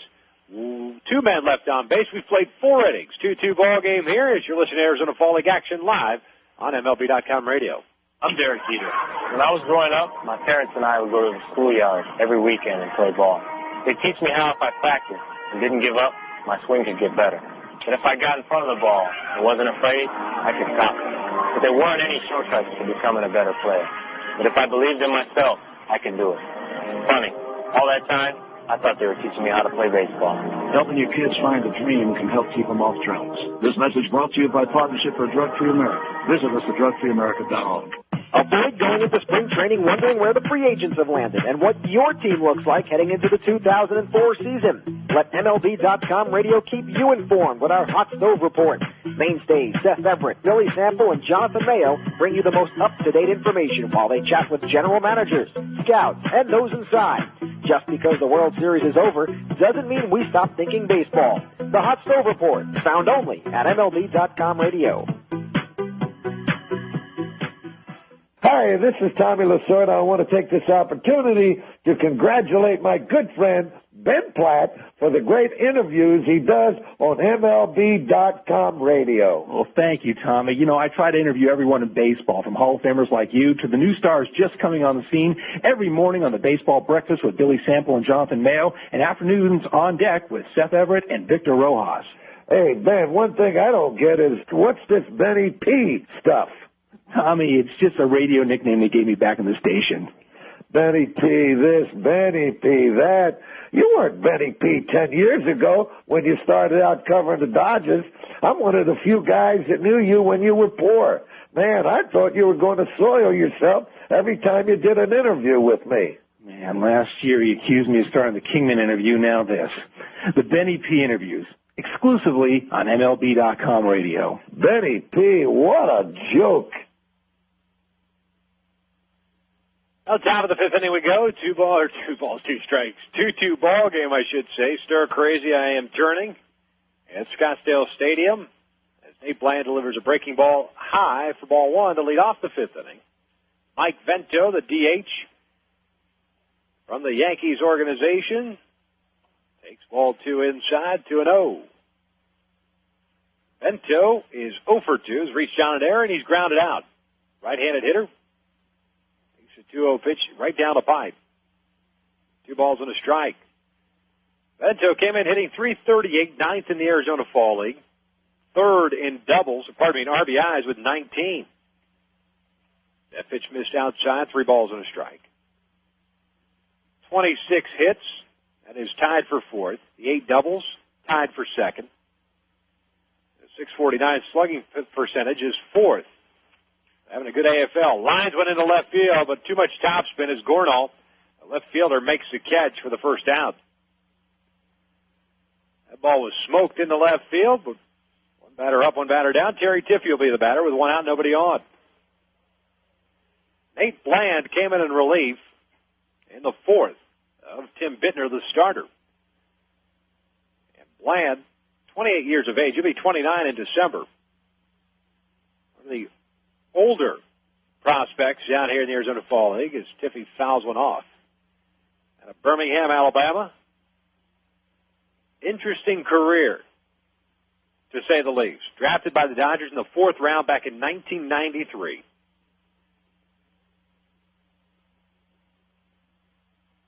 He was loaned by the Dodgers to the Co-op Bakersfield team in 1995, granted free agency in 1999, re-signed by the Dodgers in 99, released in spring training by the Dodgers in 2000, signed by independent Sioux City of the Northern League in June of 2000. Padres took a flyer on him, signed him in October, released by the Padres in spring training of 01, signed by Chico of the Western Independent League in 2002, had his contract purchased by the Mets from Chico in July of 2002, finished out the year, was granted free agency, re-signed by the Mets in October, and then selected by the Astros in the Mets, or from the Mets in Rule 5 minor league draft last December, as Tiffey singles into center field on a 1-ball, 2-strike count. Tiffey has his second hit of the ball game, so he's 2 for 3. And that'll bring up Donald Kelly. So Nate Bland has gone pretty much everywhere you can be in baseball. And that tells you, if you're left-handed and a pitcher, you can last a long, long time. And had a good year at New Orleans. 17 games, 0-1 record, a .284 earned run average, and earned himself a call up to the big club. Delivers a pitch in there for strike 1. Donald Kelly, the third baseman.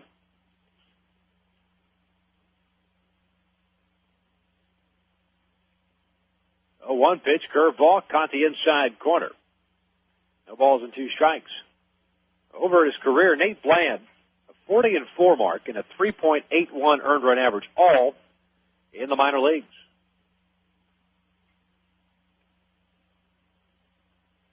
0-2 pitch on the way. Fastball pulled to the right side. Second baseman Brunlett's not going to get to it. It goes into right field, base hit. Stopping at second base is Tiffey on a bouncer that got through the hole.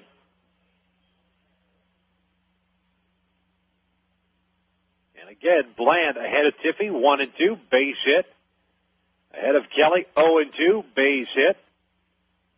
A recurring theme in guys not being able to put away hitters in the Fall League. Second hit for Kelly, so he's now 2 for 3, and that'll bring up Michel Hernandez, who has walked twice. Took a pitch inside, ball 1.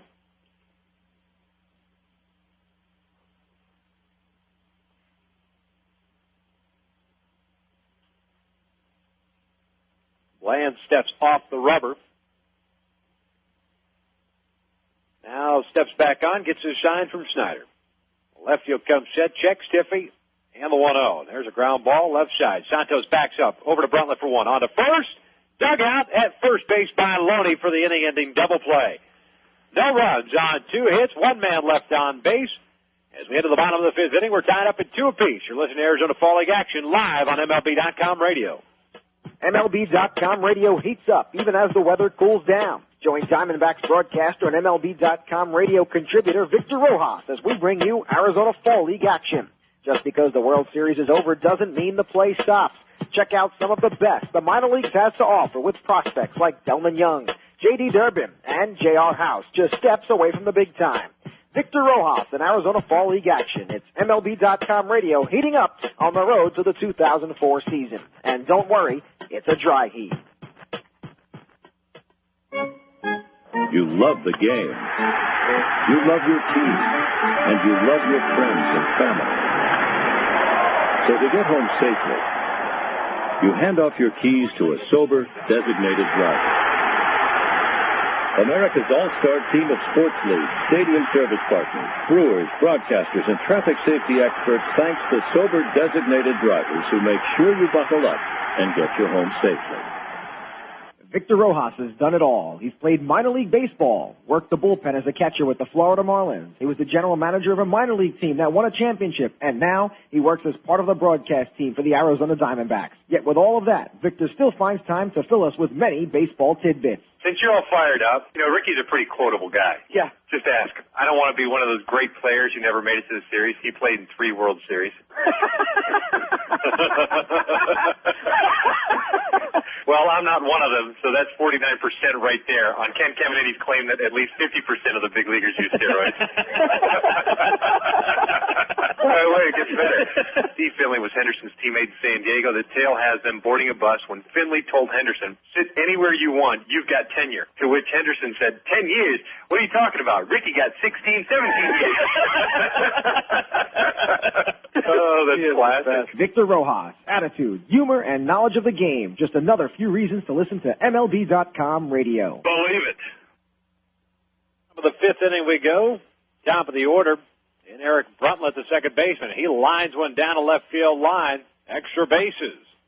The second baseman will round the bag at first and head to second as he picks up his first hit of the ball game. And his second double of the Arizona Fall League to lead off the 5th inning. That'll get action up in the bullpen for Grand Canyon. 2-2 game here in the 5th.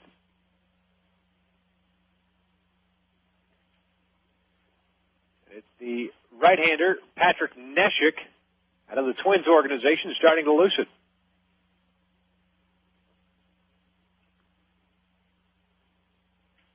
James Loney, the Dodgers' first baseman, will step up, left-handed hitter, and take a pitch right down the pipe for strike one. Well, it's official. Ozzie Guillen has been named the new skipper of the Chicago White Sox. 3-time All-Star, hired Monday to replace Jerry Manuel, who was fired September 29th. He spent the past 2 seasons as the third base coach for the Florida Marlins. Apparently, Cito Gaston was originally the favored, or I should say, the favorite to get the job in Chicago. But apparently, Ozzie Guillen's enthusiasm won over Ken Williams, as well as Jerry Reinsdorf. Guillen spent all but 3 years of his 16-year career on the South Side, originally signed by San Diego. 3-time All-Star shortstop, was traded to the White Sox back in '84. Made his big league debut the next season, was voted American League Rookie of the Year. And he hit .273, a home run, 33 RBIs, set a White Sox record for shortstop with just 12 errors. Andy Stankiewicz, manager for the Rafters, has come out. He's talking to home plate umpire Jeff Burr. Not sure about what.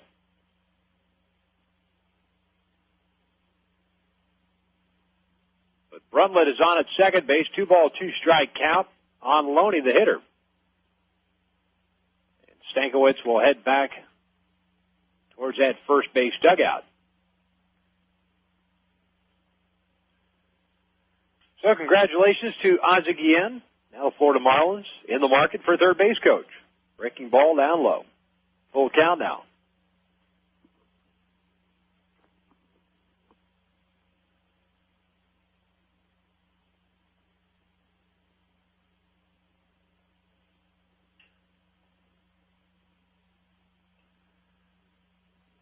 Loney's 1 for 2, having flown out and singled.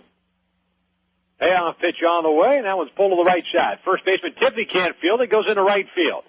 Around third comes Brundtland. He's going to score, and that'll give the Scorpions a 3-2 lead as Loney dives into second base head first. And that's the second time Tiffy has misplayed a ball over at first base, kind of playing that to his side, to his left side, as opposed to getting the body in front of it. Not helping out his pitcher. So credit Loney with an RBI and a single. Actually, it should be a double. It is a double. His second of the AFL. He is now 2 for 3. Still nobody out. And Scott Harrison, the batter. So the Scorpions have battled back with solo runs in the third, fourth, and now fifth innings, as the breaking pitch missed low for ball one. And the Scorpions have taken the lead 3-2.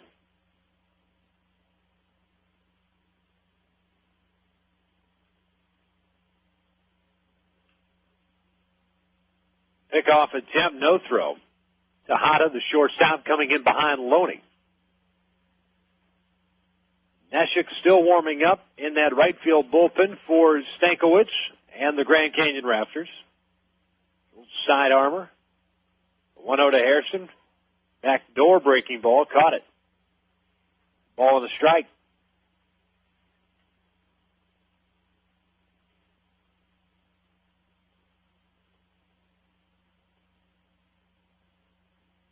Nice and quiet here in Scottsdale Stadium. You can hear yourself think. 1-1, fastball inside. 2 balls and a strike.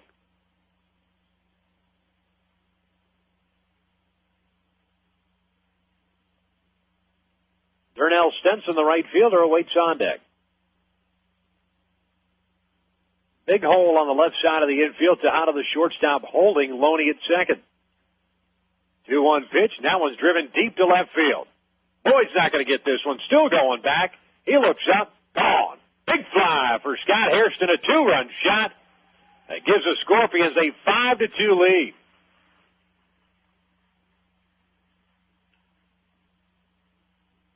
For Hairston, his third home run. RBIs number 10 and 11. Just no question about it either. The Arizona Diamondbacks farmhand gets a nice applause from the fans here in attendance.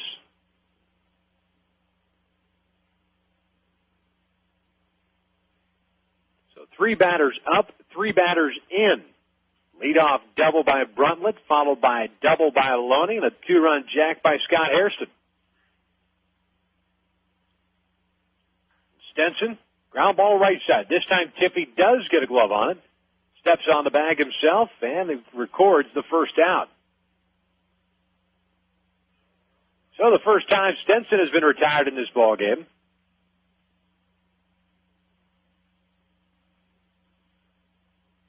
And Sergio Santos, another Diamondbacks farmhand, will step in. Right-handed batter, 0 for 2. He has flown out to center, grounded into a double play. That first pitch fastball down and in for ball one. Santos does have an error in this game. He also started a double play. Fastball in. 2-0 the count.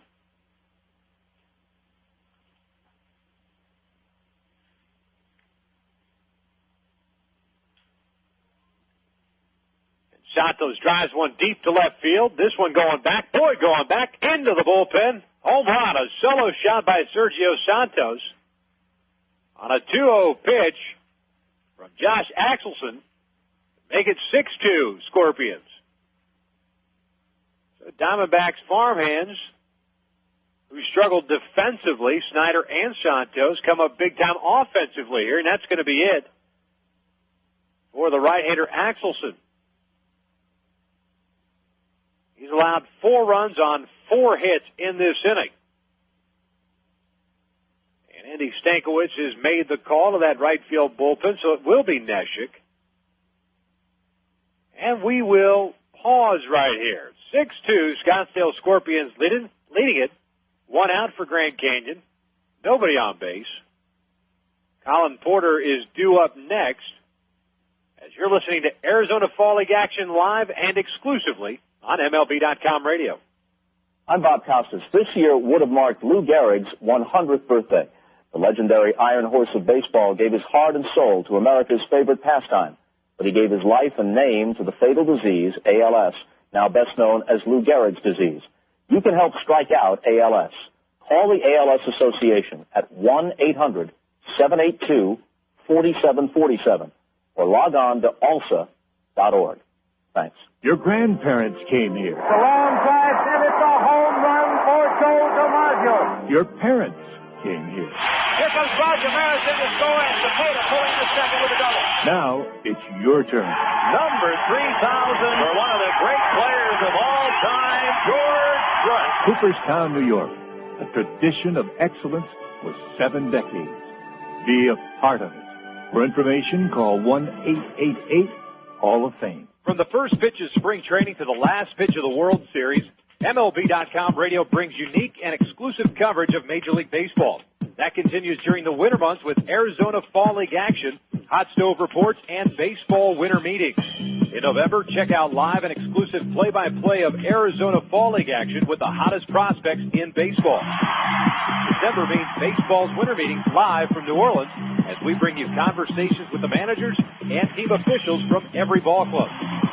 Get the latest news with free agent signings and off-season moves on the Hot Stove Shows. And get updates on winter leagues and the news from the minor leagues on the Baseball America Hour.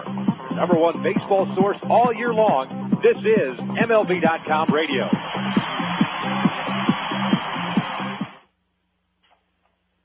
Well, we're still in the bottom of the 5th inning. 4 runs in for Scottsdale. They lead it 6-2. A couple of home runs.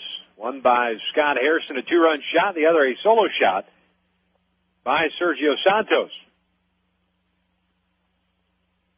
As Patrick Neshek out of the Twins organization steps in place of Josh Axelson, who went 4 1/3, allowed 10 hits, struck out 2, walked 1, and gave up all 6 runs, all earned. As the first pitch to Colin Porter is in there for strike 1. Neshek 0-1 at a 7.30 earned run average, 10th ball game. 12 innings so far, 14 hits, 12 strikeouts, 4 walks. Right-hander 6'2", 200 pounds. Kind of a funky motion, side armor. Off speed, popped up, shallow left. Boyd coming on, makes a catch on the run. Nice play by Sean Boyd. Tejada, the shortstop, got turned around because of the wind. So Boyd had to take over. That's the second out of the inning, as Chris Snyder will step up. But Neshek, a 6th-round selection in 2002 out of Butler University. Went from Quad City to Fort Myers to New Britain this year. He's racked up 62 saves. No, there's no way. That doesn't make sense. 32. There's a typo in the book. I was going to say 62 saves in 2 years, and the big man would be at the big league level. He's got 32 saves, 15 last year, and 17 spread out over those 3 ball clubs this past season. There's a lot of strikes, 128 strikeouts versus 26 walks throughout his 2-year career. He's ahead 1 ball and 2 strikes on Snyder. 1-2, line right to the third baseman, Kelly, for the 3rd out. Now before the Scorpions put 3 runs on the board on 4 hits, 2 of those home runs, 2-run shot by Harrison, solo shot by Santos. We've played 5 from Scottsdale Stadium. 6-2, Scorpions lead it. You're listening to Arizona Fall League action live on MLB.com radio. I'm Derek Jeter. When I was growing up, my parents and I would go to the schoolyard every weekend and play ball. They teach me how if I practiced and didn't give up, my swing could get better. But if I got in front of the ball and wasn't afraid, I could stop it. But there weren't any shortcuts to becoming a better player. But if I believed in myself, I could do it. Funny, all that time, I thought they were teaching me how to play baseball. Helping your kids find a dream can help keep them off drugs. This message brought to you by Partnership for Drug-Free America. Visit us at drugfreeamerica.org. Avoid going into spring training wondering where the free agents have landed and what your team looks like heading into the 2004 season. Let MLB.com radio keep you informed with our Hot Stove Report. Mainstays Seth Everett, Billy Sample, and Jonathan Mayo bring you the most up-to-date information while they chat with general managers, scouts, and those inside.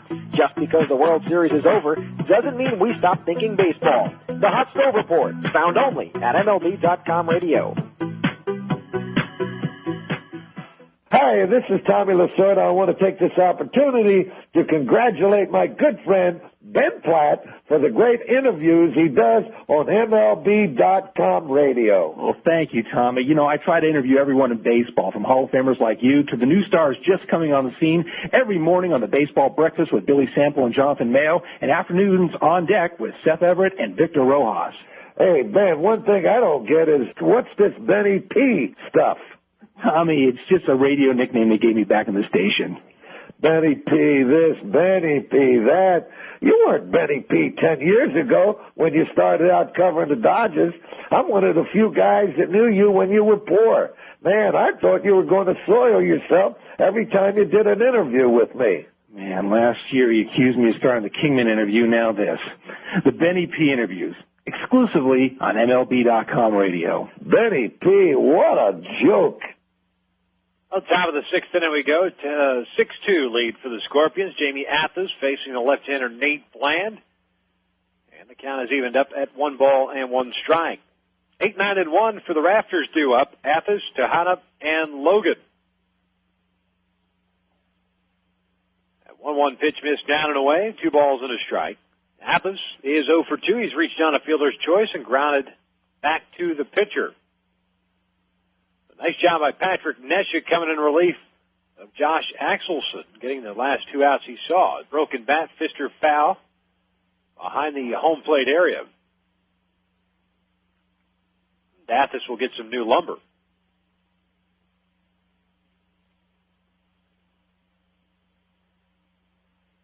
Second baseman out of the Giants organization. Makes his home in Winston-Salem, North Carolina. 7th round pick in 2001. Got pretty decent speed, too. 2-2 pitch, breaking ball swung on and missed. And down goes Athas for out number 1. So, Ferdinand Tejada will step up out of the Yankees organization. 4 double plays turned in this ball game, 2 by each side. But Scottsdale has committed 2 errors, yet lead it 6-2. Those 2 errors coming in the 3rd inning. The same inning the Rafters scored their 2 runs, their only 2 runs of the game. Pitch missed outside for ball 1. Tejada on the afternoon 0 for 2, 2 ground outs. 1-0 pitch to the right-handed batter upstairs. 2 balls and no strikes.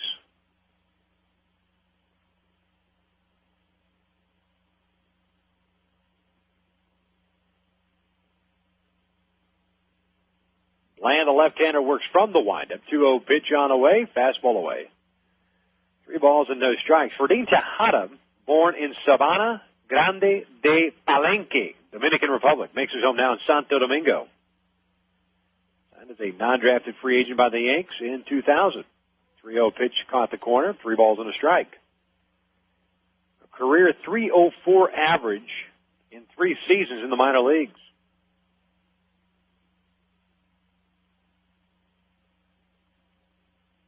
Last year, or this past season, his 2nd full season in the States. Loops went into left field. That's going to fall in front of Gornall. And Tejada's on board with a 1-out single.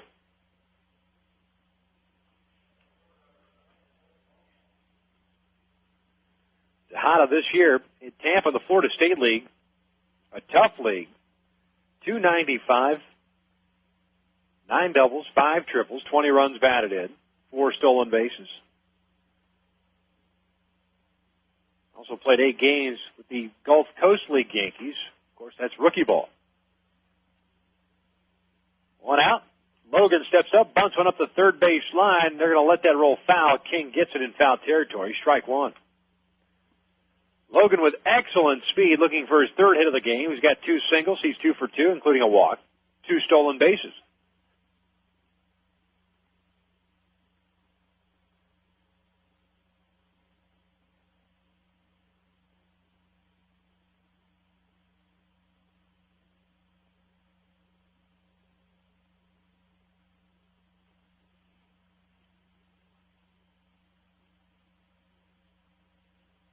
King even with the bag over at third base. Bland will throw on to first. And Tejada back safely. Tejada 2 of 5 in the stolen base category down here in Arizona. So Bland, a left-hander, not a very good pickoff move. Trying to keep him honest over there. The 0-1 to Logan, down low. A ball and a strike.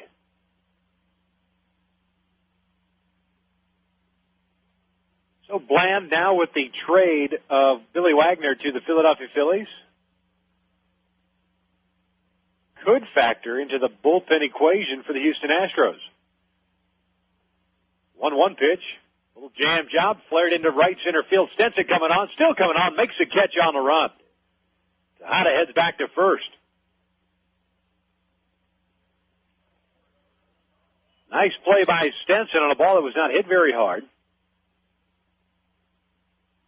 So 2 outs, a man on at first base, and Sean Boyd will be the batter. 6-2, Scorpions lead at top of the 6th. Rick Burleson's going to call timeout. For what particular reason, I have no idea, unless he's going to make a pitching change, and sure enough, I guess Nate Bland must be on a pitch count or something to that effect. Otherwise, Rick Burleson must be managing to manage in the big leagues at some point. Going with the matchup, right-hander versus right-hander in the 6th inning with a 4-run lead. So we'll pause right here. 2 outs, man on at first base. 6-2 Scorpions leading. You're listening to Arizona Fall League action live on MLB.com radio. MLB.com radio heats up even as the weather cools down. Join Diamondbacks broadcaster and MLB.com radio contributor Victor Rojas as we bring you Arizona Fall League action. Just because the World Series is over doesn't mean the play stops. Check out some of the best the minor leagues has to offer with prospects like Delman Young, J.D. Durbin, and J.R. House, just steps away from the big time. Victor Rojas in Arizona Fall League action. It's MLB.com radio heating up on the road to the 2004 season. And don't worry, it's a dry heat. You love the game. You love your team. And you love your friends and family. So to get home safely, you hand off your keys to a sober, designated driver. America's all-star team of sports leagues, stadium service partners, brewers, broadcasters, and traffic safety experts thanks the sober, designated drivers who make sure you buckle up and get you home safely.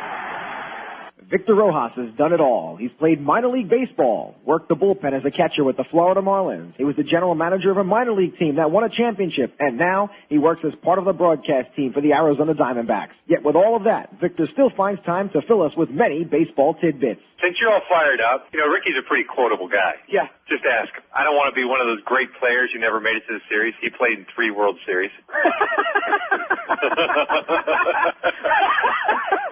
Well, I'm not one of them, so that's 49% right there on Ken Caminiti's claim that at least 50% of the big leaguers use steroids. Wait, it gets better. Steve Finley was Henderson's teammate in San Diego. The tale has them boarding a bus when Finley told Henderson, sit anywhere you want, you've got tenure. To which Henderson said, 10 years? What are you talking about? Ricky got 16, 17 years. Oh, that's classic. Victor Rojas, attitude, humor, and knowledge of the game. Just another few reasons to listen to MLB.com radio. Believe it. Brian Neffick from the Dodgers comes in and gets Boyd to pop towards left field. Gornall will make the catch for the third out. So the wonderful managing by Rick Burleson works out straight to perfection. Matchup works. Nothing doing for Grand Canyon here in their half of the sixth inning. 6-2, Scorpions lead it. We head to the bottom of the sixth inning as you're listening to Arizona Fall League action live on MLB.com radio. Right now, fall is in full color at Kohl's. Kohl's has all the brands your family loves, like Nike, Levi's, Dockers, Mud, Lee, Oshkosh, and many more. Every size, every color, fully stocked. And with Kohl's great sale prices, you can bundle up without spending a bundle. Plus, you'll enjoy Kohl's hassle-free returns, stroller carts, easy checkouts, and storefront parking. So come on in and see what's new for fall at Kohl's. Kohl's. Shop happy, leave happy. Hey, Cardinals fans, STLCardinals.com is the official website for Cardinals information. Don't miss a second of the action. STLCardinals.com is the only place for live baseball action on the net with game day audio. Watch video highlights of every game with postgame.tv. Heading to the ballpark? Buy tickets to any game and buy the latest Cardinal gear online at the shop. For diehard Cards fans like you, STLCardinals.com, the #1 site for Cardinals fans. Being inducted into the Hall of Fame is the ultimate after you had a successful major league career. Of course, I took 4 years out for World War II. I joined the Navy 2 days after Pearl Harbor, and I'm very proud to be an American and hope I've been a good one. Relive your fondest memories of Bob Feller and see his Hall of Fame plaque at the Baseball Hall of Fame in Cooperstown, New York. For more information, visit us on the web at baseballhalloffame.org or call 888-HALL-OF-FAME. Bases are loaded. There's the hot count to 11-year-old right fielder Smith. Smith relays the ball to Baker. Baker fires to Ellis. Ellis to Purdy. Purdy to Stearns. And Stearns cut off mascot. Now that's Teamwork. Just one lesson kids learn through the Baseball Tomorrow Fund. A partnership between Major League Baseball and its players that connects kids with baseball and softball programs worldwide. To learn more, visit baseballtomorrowfund.com.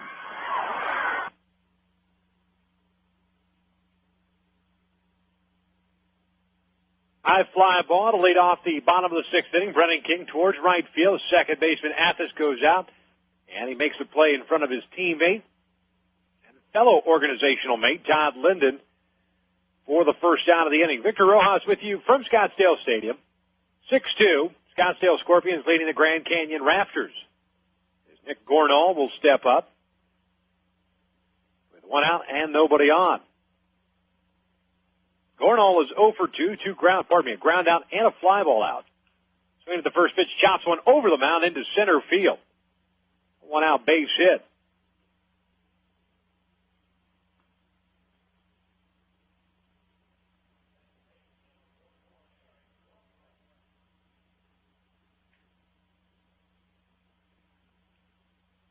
As Eric Brundtland steps up, one out, men on at first.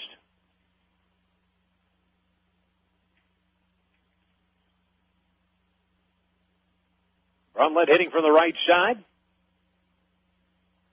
is 1 for 3, including a double and a run scored. Takes a first pitch fastball in there, strike one.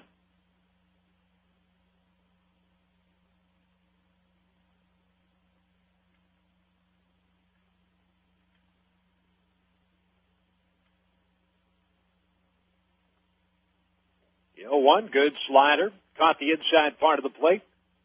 No balls and 2 strikes.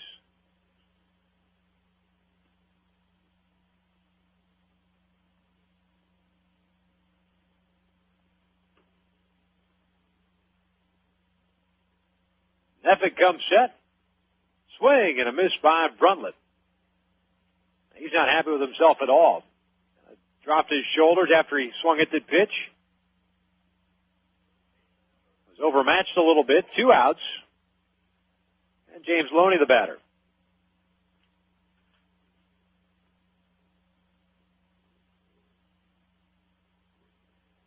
Patrick Neshek from the Twins doing a nice job. Brian Stefik from the Dodgers came in relief for Scottsdale and did a nice job as well.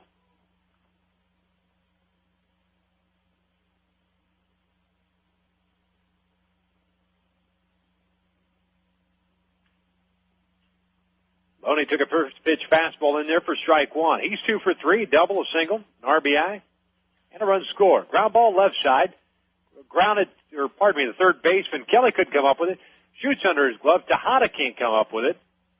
So Gornall reaches at second base. Loney's on at first on an error.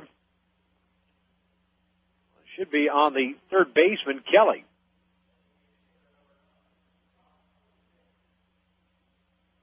That is the first error by the Grand Canyon Rafters, third overall in this game.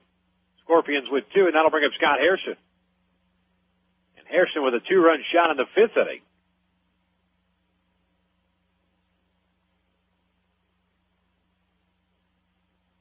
His third home run of the AFL. Now has 11 runs batted in. First pitch fastball high, ball 1.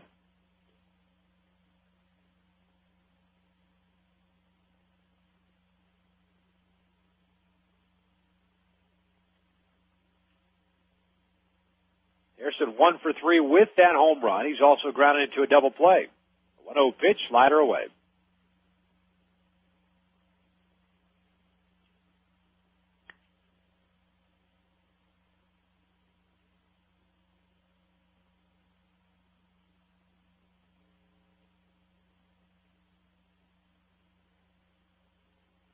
There is action in the Rafters bullpen in right field. The 2-0 foul back to the right side. 2 balls and a strike.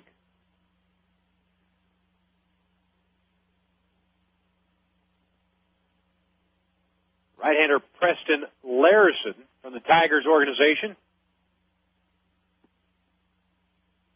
Starting to loosen for the Rafters.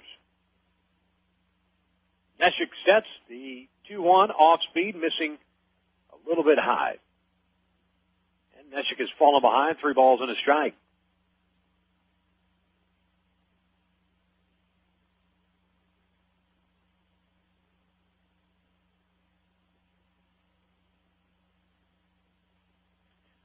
One fisted foul right side, and that'll find its way into the seats. Quite a few Diamondbacks fans in attendance. Of course, Scottsdale Scorpions. Just one of the clubs represented by the Diamondbacks, as well as the Anaheim Angels, Cincinnati Reds, Houston Astros, as well as the Los Angeles Dodgers.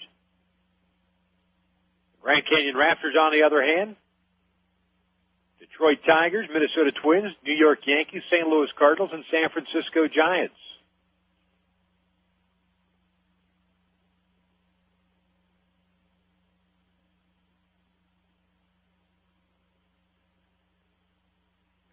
Payoff pitch, runners going, pitch caught the outside corner, and down goes Hairston for out number 3. So nothing doing for the Scorpions. No runs, 1 hit, 1 error, 2 men left on base. We've played 6. Scorpions lead at 6-2 as you're listening to Arizona Fall League action live on MLB.com radio. I'm Bob Costas. This year would have marked Lou Gehrig's 100th birthday. The legendary Iron Horse of baseball gave his heart and soul to America's favorite pastime, but he gave his life and name to the fatal disease, ALS, now best known as Lou Gehrig's disease. You can help strike out ALS. Call the ALS Association at 1-800-782-4747. or log on to alsa.org. Thanks. Your grandparents came here. The long drive, and it's a home run for Joe DiMaggio. Your parents came here. Here comes Roger Maris in to score, and Cepeda pulling the second with a double. Now it's your turn. Number 3,000 for one of the great players of all time, George Brett. Cooperstown, New York. A tradition of excellence for 7 decades. Be a part of it. For information, call 1-888-Hall of Fame. From the first pitch of spring training to the last pitch of the World Series, MLB.com radio brings unique and exclusive coverage of Major League Baseball. That continues during the winter months with Arizona Fall League action, hot stove reports, and baseball winter meetings. In November, check out live and exclusive play-by-play of Arizona Fall League action with the hottest prospects in baseball. December means baseball's winter meetings live from New Orleans as we bring you conversations with the managers and team officials from every ball club. Get the latest news with free agent signings and off-season moves on the Hot Stove Shows. And get updates on Winter League and the news from the minor leagues on the Baseball America Hour. Your #1 baseball source all year long. This is MLB.com Radio.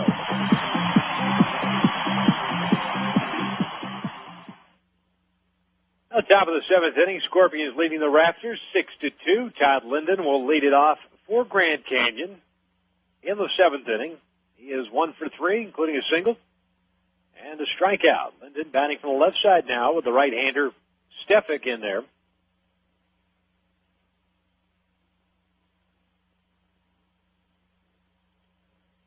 Took a pitch outside for ball 1. 1-0 pitch to Linden, missing inside. 2 balls and no strikes. Stefik, 2-0 and a .375 earned run average in 8 games down here. 12 innings, 12 hits. He struck out 8, walked 5. It'll be 3, 4, and 5 for the Rafters. Linden, Vento, and Tiffy. The 2-0 fisted foul behind the plate.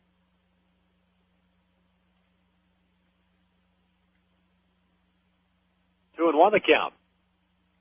Grand Canyon got on the board first in the 3rd, scoring 2 runs on 2 hits and 2 errors committed by Scorpions defense. But Scottsdale responded slowly but surely. Linden grounds one to the right side. Runtlet, the second baseman's got it, throws on to first to retire Linden for round number 1. Scorpions with a solo run in the 3rd, a solo run in the 4th to tie the game up at 2. And put 4 runs on the board in the 5th inning on 4 hits, 2 of which were home runs, a 2-run shot by Scott Hairston, and a solo home run by Sergio Santos. As Vento fouls one off to the right side, out of play. 0-1 the count. Vento from the Yankees organization, 0 for 3. Grounded to short, reached on an error, and flown out to left. Stefik from the stretch delivers a first pitch fastball on the inside part of the plate. No balls and 2 strikes.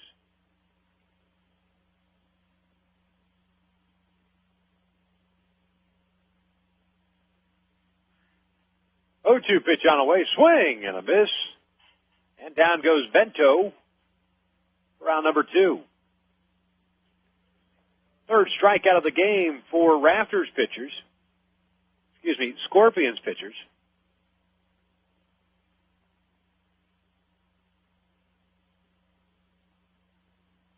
So 2 up and 2 down. Terry Tiffy, the first baseman from the Twins, will step in. And Tiffy slaps one foul down that left field line, out of play. No balls and a strike.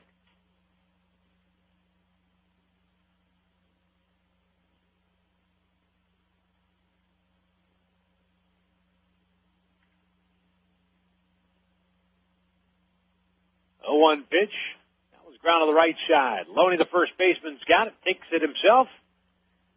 And for just the 2nd time in this ball game by either ball club, side retired in order. We head to the 7th inning stretch, 6-2. Scottsdale leads it. You're listening to Arizona Fall League action live on MLB.com radio. I'm Derek Jeter. When I was growing up, my parents and I would go to the schoolyard every weekend and play ball. They teach me how if I practiced and didn't give up, my swing could get better. But if I got in front of the ball and wasn't afraid, I could stop it. But there weren't any shortcuts to becoming a better player. But if I believed in myself, I could do it. Funny, all that time, I thought they were teaching me how to play baseball. Helping your kids find a dream can help keep them off drugs. This message brought to you by Partnership for Drug-Free America. Visit us at drugfreeamerica.org. Avoid going into spring training wondering where the free agents have landed and what your team looks like heading into the 2004 season. Let MLB.com radio keep you informed with our Hot Stove Report. Mainstays Seth Everett, Billy Sample, and Jonathan Mayo bring you the most up-to-date information while they chat with general managers, scouts, and those inside. Just because the World Series is over doesn't mean we stop thinking baseball. The Hot Stove Report, found only at MLB.com radio.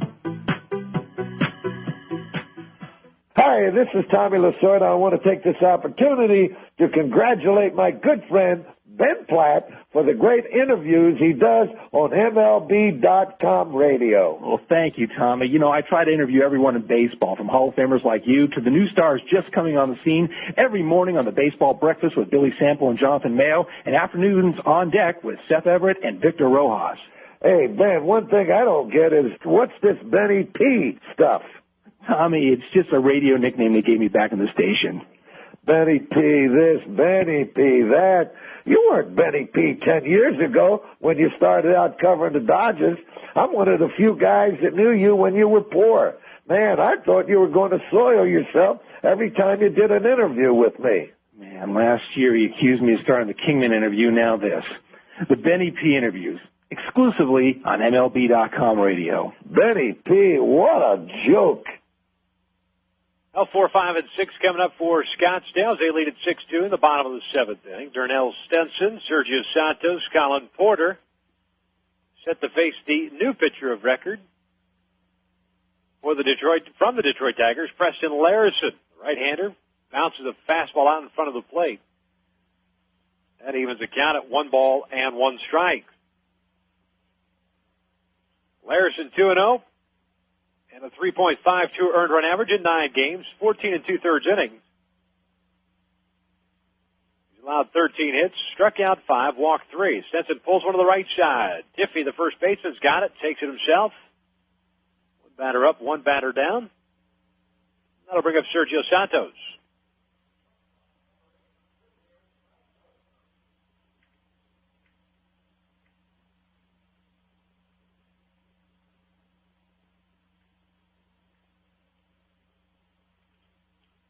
Santos 1 for 3, a fly out, a double play, and a solo home run.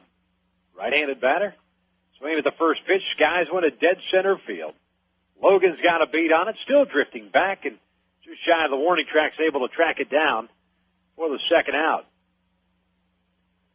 So 2 up, 2 down, that'll bring up Colin Porter. Patrick Neshek from the Rafters went 1 2/3, gave up a hit, struck out 2, and the rest goose eggs. Nice job by him. Came in relief of Josh Axelson in the 5th inning and got the last 2 outs. And that was the inning in which the Scorpions put 4 runs on the board. First pitch to Porter, fastball inside, ball 1. First time we've seen Larison in the week that we've been here. Second round pick in 2001 by the Tigers. Fastball, grounded past the third baseman Kelly, just inside the bag. Rolls into foul territory. Boyd will come up with it, but not before Porter ekes out a double. Fisted that one just between the bag and the third baseman Kelly. His second hit of the afternoon, 5th double of the AFL. Puts a runner in scoring position for the Scorpions with 2 outs and Chris Snyder the batter. Larison out of Aurora, Illinois, went to the University of Evansville. Has climbed up steadily throughout the Tigers chain. Good season in 01, great season in 02. And this year it struggled at Double-A, 4 12, and a 5.61 earned run average in 24 starts. And the big problem came as far as the strikeout to walk ratio. Struck out 53, walked 59. 1-0 fastball right at the knees. Ball on the strike. He did get called up to Toledo, made 1 start, 5 innings, took the loss. But at Double-A Erie, opposing hitters hit .322 against him. 1-1 pitch, curveball away. 2 balls and a strike on Snyder. As everyone knows, the Tigers, as much as they struggled last year, filtering young pitchers up a lot sooner than most of them are ready. The 2-1 fastball away. 3 balls and a strike. Well, it looks like Larison's got a pretty good arm. Live fastball. Control seems to be the issue.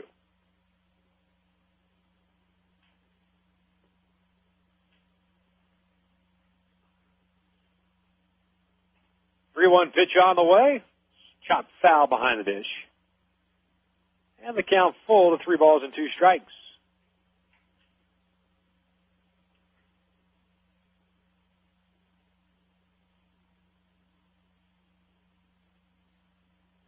As the sun begins to set here in Scottsdale beyond the left field side, fans continue to move down that right field line so they can stay in the sunshine here. Pulled foul down the third base side. Well, the count will remain 3 balls, 2 strikes, 2 outs, bottom of the 7th. Scottsdale leading it 6-2. Just past the 2-hour mark in this game.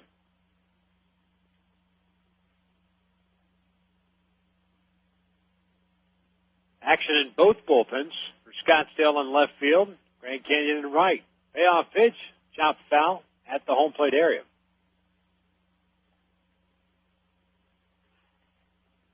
So Snyder will get another shot at it. 1 for 3 today. A single with an RBI. He's also lined out and flown out.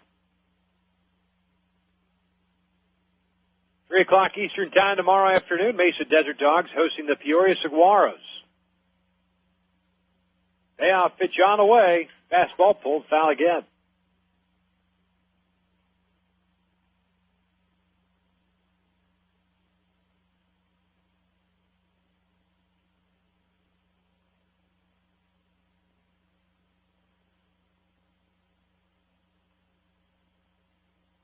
And we'll do it one more time. Porter off at second. Payoff pitch. Fastball inside. Ball 4. So after retiring the first 2 batters, Stenson and Santos, Larison gave up an excuse-me double to Porter, now walks Snyder. Scorpions with runners at first and second base, 2 outs. Brennan King stepping up.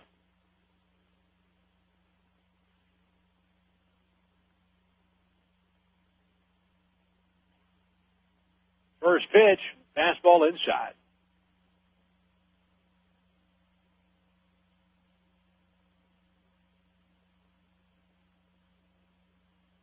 One ball and no strikes on the third baseman, who is 2 for 3, double, a single, run scored. 1-0, chops one foul.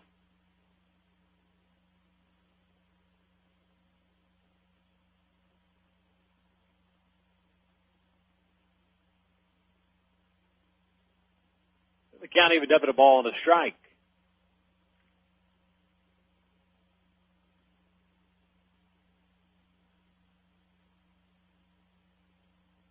Breaking ball, missed downstairs. Nice stop by Hernandez. Runners cannot advance. And King ahead of the count at 2 balls and a strike.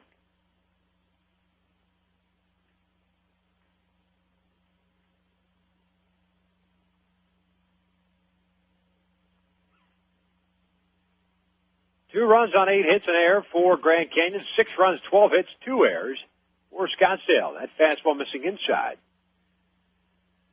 3 balls and 1 strike.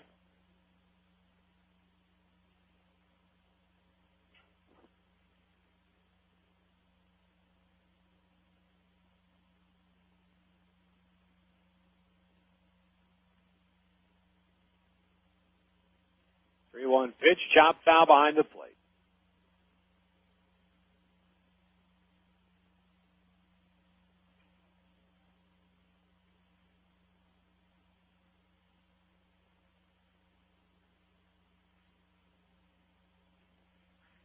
So a 3-2 count on King with 2 outs. That'll get the runners off from first and second base. Scottsdale looking for some insurance run. Payoff pitch on the way, and that one's popped up shallow right center field. Linden going over to his right, makes the catch for out number 3. So Larison works out of it. Gives up a double, walks men, and strands 2. We've played 7 from Scottsdale, 6-2. Scorpions lead it. You're listening to Arizona Fall League action live on MLB.com radio. MLB.com radio heats up even as the weather cools down. Join Diamondbacks broadcaster and MLB.com radio contributor Victor Rojas as we bring you Arizona Fall League action.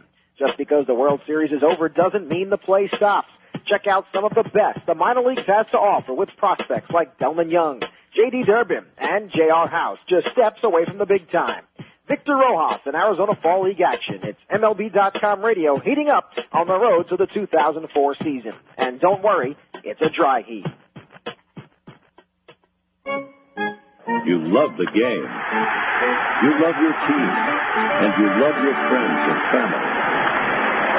So to get home safely, you hand off your keys to a sober, designated driver. America's all-star team of sports leagues, stadium service partners, brewers, broadcasters, and traffic safety experts thanks the sober, designated drivers who make sure you buckle up and get you home safely. Victor Rojas has done it all. He's played minor league baseball, worked the bullpen as a catcher with the Florida Marlins. He was the general manager of a minor league team that won a championship, and now he works as part of the broadcast team for the Arizona Diamondbacks. Yet with all of that, Victor still finds time to fill us with many baseball tidbits. Since you're all fired up, Ricky's a pretty quotable guy. Yeah. Just ask him. I don't want to be one of those great players who never made it to the series. He played in 3 World Series. Well, I'm not one of them, so that's 49% right there on Ken Caminiti's claim that at least 50% of the big leaguers use steroids. Wait, it gets better. Steve Finley was Henderson's teammate in San Diego. The tale has them boarding a bus when Finley told Henderson, sit anywhere you want, you've got tenure. To which Henderson said, 10 years? What are you talking about? Ricky got 16, 17 years. Oh, that's classic. Victor Rojas, attitude, humor, and knowledge of the game. Just another few reasons to listen to MLB.com radio. Believe it. At the top of the 8th inning we go. Donald Kelly, the third baseman from the Tigers organization, will lead it off against a new pitcher for the Scorpions, the left-hander Ryan Shackelford. Shackelford down here in the AFL, a 1-0 mark and an ERA over 6. 7 1/3 innings, 7 hits allowed. He struck out 6, walked 4. Out of Norman, Oklahoma, went to the University of Oklahoma. And was primarily an outfielder during his first 5 minor league seasons. A 241 collective average, 57 home runs, including 20 jacks, and 72 RBIs at 2002 AA Wichita. But has since been converted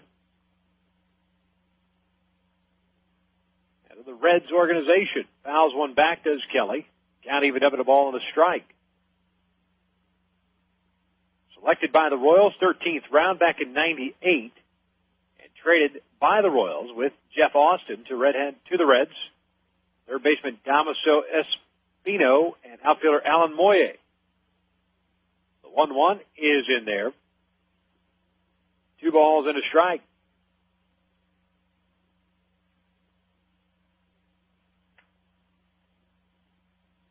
Kelly's 2 for 3, a single, a double, and a ground out. Pitch missed outside. 2 balls, 2 strikes now.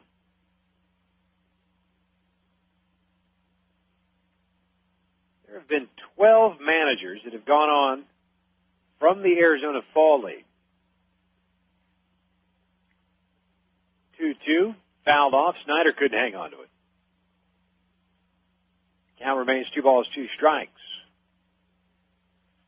But as I searched for it, I saw it earlier today.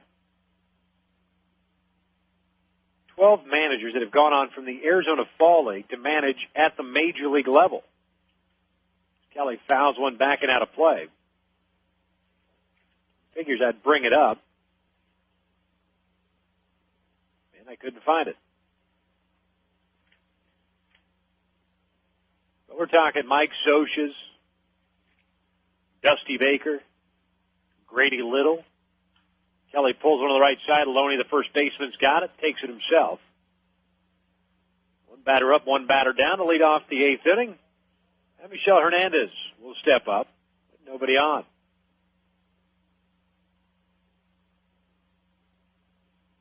That's 6 batters retired by the Scorpions in a row.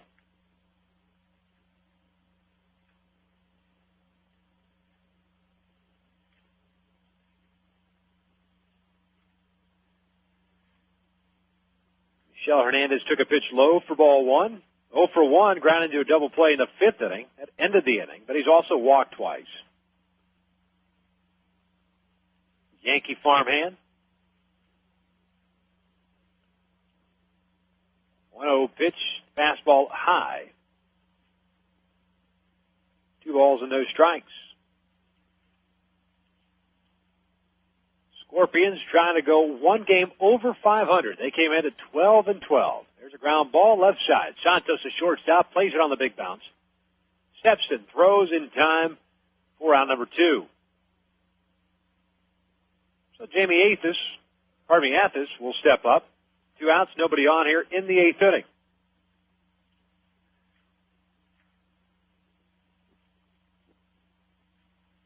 My frustration is set in because I can't find the manager's list of the Arizona Fall League. But trust me, big-time fact. 12 managers have gone on from the AFL to manage in the big leagues.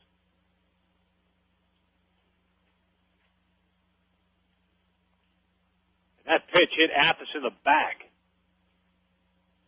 So with 2 outs, Athis will be on board. First hit batter of the ball game. Gives the Rafters a little bit of life here in the 8th inning. They trail it by 4. 6-2. Scorpions lead it. And Ferdinand Tejada will step up with 2 outs. And a man on.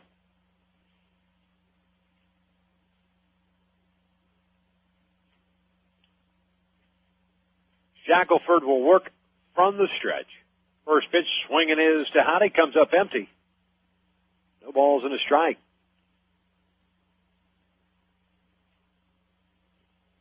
As we get towards the end of this Arizona Fall League, we start looking at some of the records, whether or not they are attainable by some of the players. The only one that comes to mind right now is Tejada fouls one off in the hole at 0-2.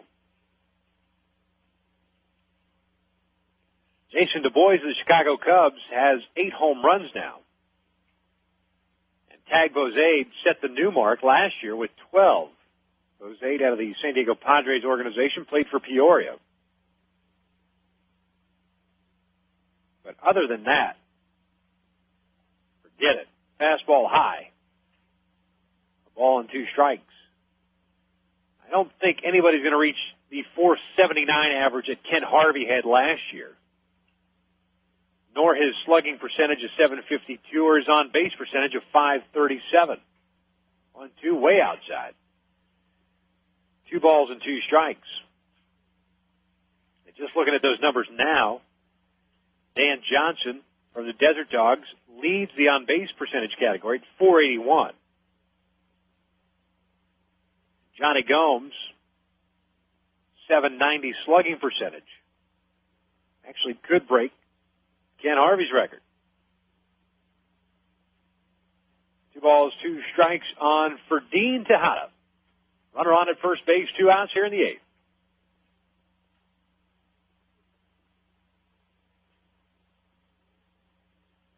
Two-two pitch on the way. Breaking ball pulled down the left field side. Gordall going back just in front of the warning track. He'll track it down for out number 3. So nothing doing for Grand Canyon here in their half of the 8th inning. No runs, no hits, 1 man left on base. Into the bottom of the 8th. Scorpions leading at 6-2. You're listening to Arizona Fall League action live on MLB.com radio. I'm Bob Costas. This year would have marked Lou Gehrig's 100th birthday. The legendary Iron Horse of baseball gave his heart and soul to America's favorite pastime, but he gave his life and name to the fatal disease, ALS, now best known as Lou Gehrig's disease. You can help strike out ALS. Call the ALS Association at 1-800-782-4747 or log on to alsa.org. Thanks. Your grandparents came here. The long drive, and it's a home run for Joe DiMaggio. Your parents came here. Here comes Roger Maris in the score, and Cepeda pulling to second with a double. Now it's your turn. Number 3,000 for one of the great players of all time, George Brett. Cooperstown, New York. A tradition of excellence for 7 decades. Be a part of it. For information, call 1-888-Hall of Fame. From the first pitch of spring training to the last pitch of the World Series, MLB.com radio brings unique and exclusive coverage of Major League Baseball. That continues during the winter months with Arizona Fall League action, hot stove reports, and baseball winter meetings. In November, check out live and exclusive play-by-play of Arizona Fall League action with the hottest prospects in baseball. December means baseball's winter meetings live from New Orleans as we bring you conversations with the managers and team officials from every ball club. Get the latest news of free agent signings and off-season moves on the Hot Stove Shows. And get updates on Winter League and the news from the minor leagues on the Baseball America Hour. Number one baseball source all year long. This is MLB.com Radio.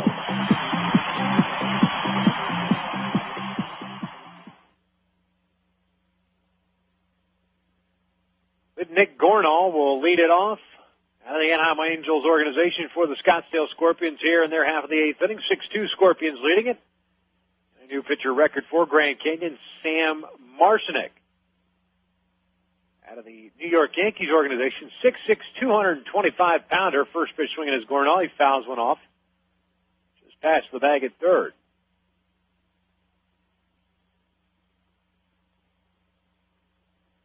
No balls and a strike on the left fielder.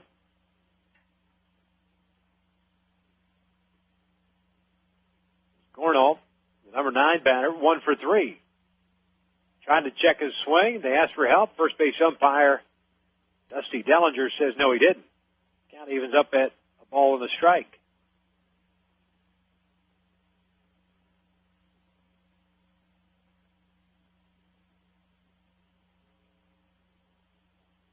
Marcinek's 1-1 pitch, fastball away.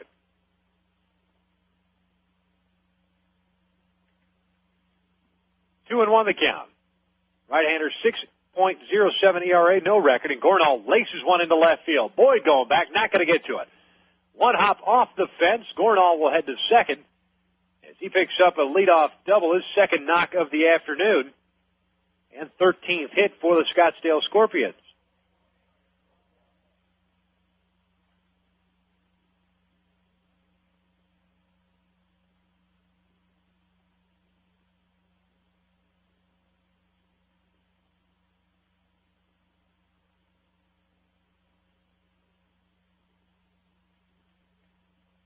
So man on his second base, and Eric Bruntlett, the batter, will step up. And he'll lace one to left field. Boyd's right there, though. He'll make the catch, snap throw to back to second base, and Gornall is able to get back. So Bruntlett not wasting any time, seeing the first pitch he saw, and lacing it to left field for the first out.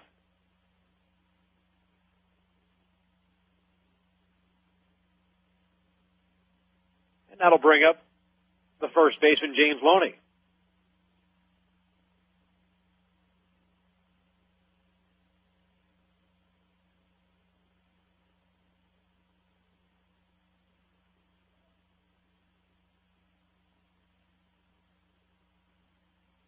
Loney takes a pitch outside for ball one.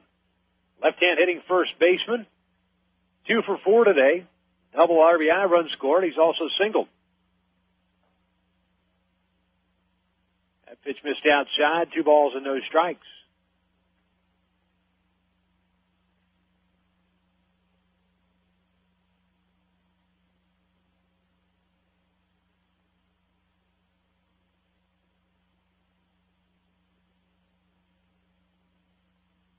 The 2-0 pitch.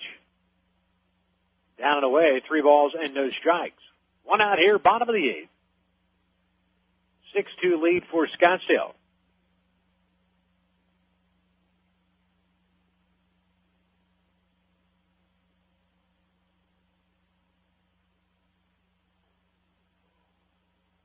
Pitch got the inside corner, 3-1.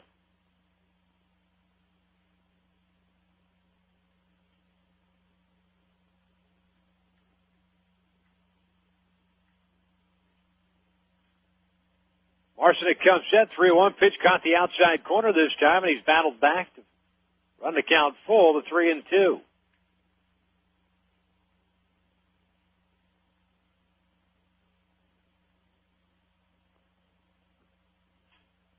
Scott Hairston awaits on deck. Loney steps out of the batter's box.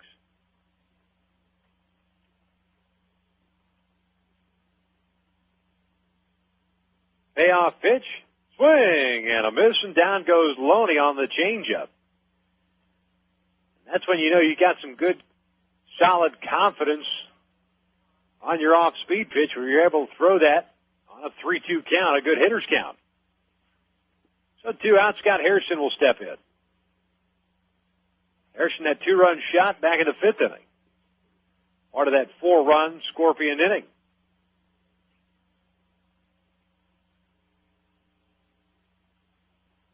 Breaking ball missed inside. Ball and no strikes. They'll do up for Grand Canyon in their half of the 9th inning. Top of the order, Logan, Boyd, and Linden. 1-0 outside, 2 balls and no strikes. You got the list of the managers now.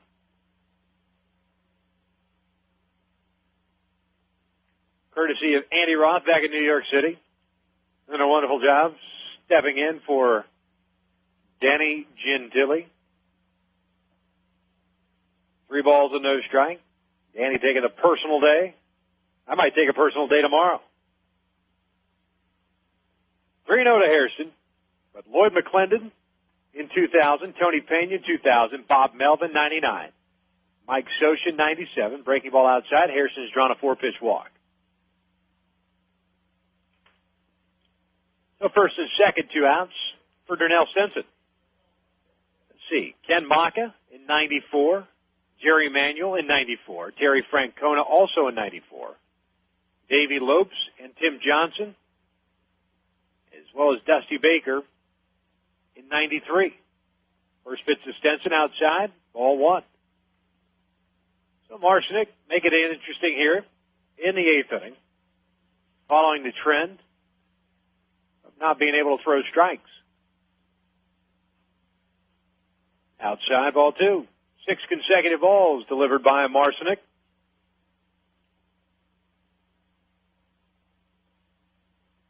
Gornall on at second, Hairston on at first.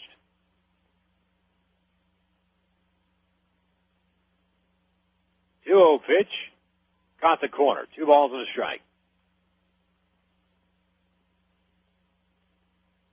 Was action in Scottsdale's bullpen, so I will assume that Ryan Shackelford is done after 1 inning.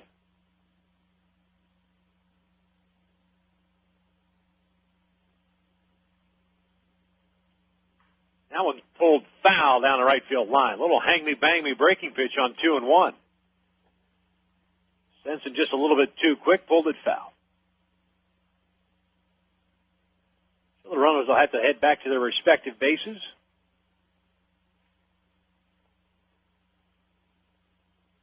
And reset.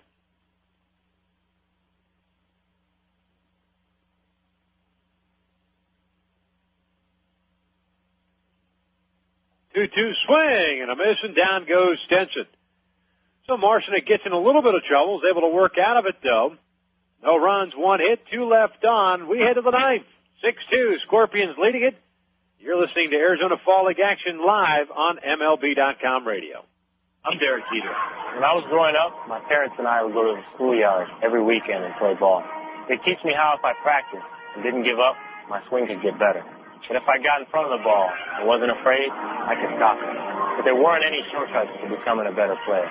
But if I believed in myself, I could do it. Funny, all that time, I thought they were teaching me how to play baseball. Helping your kids find a dream can help keep them off drugs. This message brought to you by Partnership for a Drug-Free America. Visit us at drugfreeamerica.org. Avoid going into spring training wondering where the free agents have landed and what your team looks like heading into the 2004 season. Let MLB.com radio keep you informed with our Hot Stove Report. Mainstays Seth Everett, Billy Sample, and Jonathan Mayo bring you the most up-to-date information while they chat with general managers, scouts, and those inside. Just because the World Series is over doesn't mean we stop thinking baseball. The Hot Stove Report, found only at MLB.com radio. Hi, this is Tommy Lasorda. I want to take this opportunity to congratulate my good friend, Ben Platt, for the great interviews he does on MLB.com radio. Well, thank you, Tommy. You know, I try to interview everyone in baseball, from Hall of Famers like you to the new stars just coming on the scene, every morning on the Baseball Breakfast with Billy Sample and Jonathan Mayo, and afternoons on deck with Seth Everett and Victor Rojas. Hey, Ben, one thing I don't get is, what's this Benny P stuff? Tommy, it's just a radio nickname they gave me back in the station. Benny P this, Benny P that. You weren't Benny P 10 years ago when you started out covering the Dodgers. I'm one of the few guys that knew you when you were poor. Man, I thought you were going to soil yourself every time you did an interview with me. Man, last year he accused me of starting the Kingman interview, now this. The Benny P interviews, exclusively on MLB.com radio. Benny P, what a joke. On top of the ninth inning we go, 6-2. Scottsdale leading. A new pitcher of record is Pete Sakaris. Right-hander out of the Arizona Diamondbacks organization, 1-0. And an 8.23 earned run average in 9 ball games down here. He does have a save. 7 2/3 innings, 12 hits. Struck out 10 and walked 7.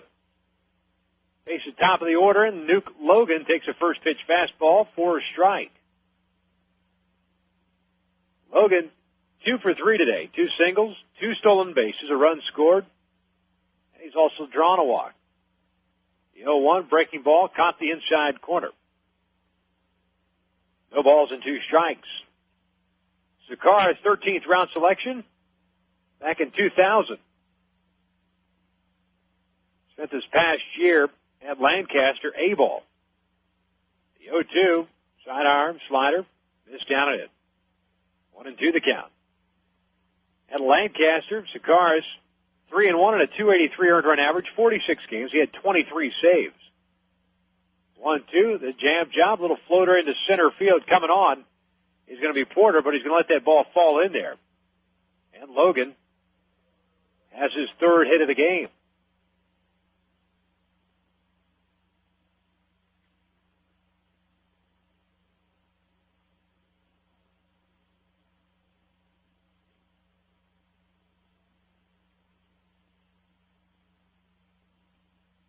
So nobody out, a man on.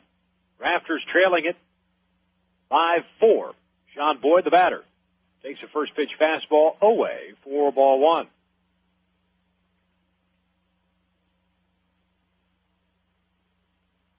Boyd on the afternoon is 0 for 3. Double play ball and 2 fly balls. He's walked and come around to score. The 1-0 pitch is in there. 1 ball and a strike.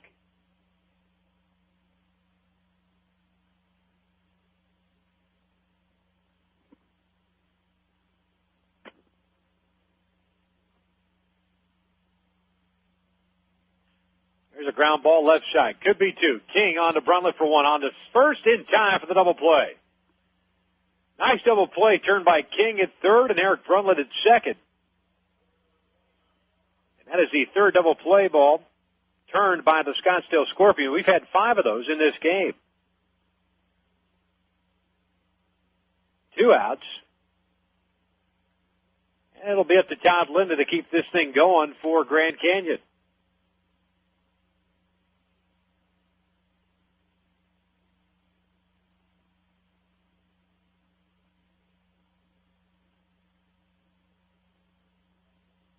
This mid inside, ball 1.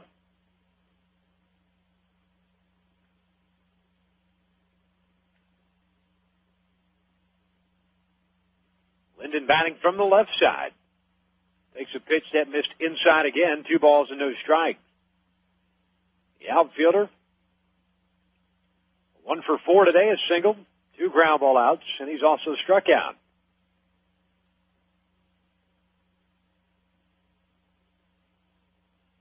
The 2-0 missing down and away. 3-0 the count.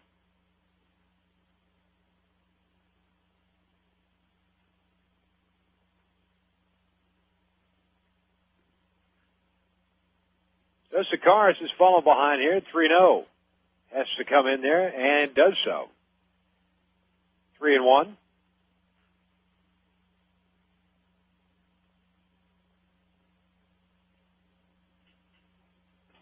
And if Linden is able to reach, Mike Vento will be the batter.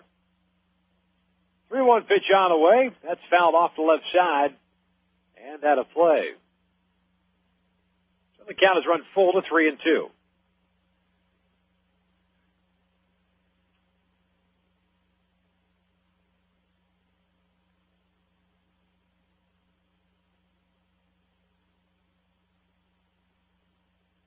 Well, Linden steps into the batter's box. Sakaris from the windup. Payoff pitch. That slapped through the hole and into left field. Good piece of hitting by Linden. Had a pitch up in the zone, made Sakaris elevate that fastball, and drove it the other way, gets his second knock of the afternoon. And Mike Vento will step in.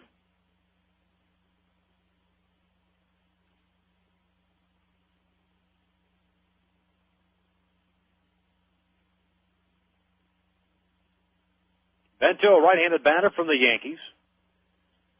Wearing the collar today, 0 for 4. Checked his swing on a pitch down was low.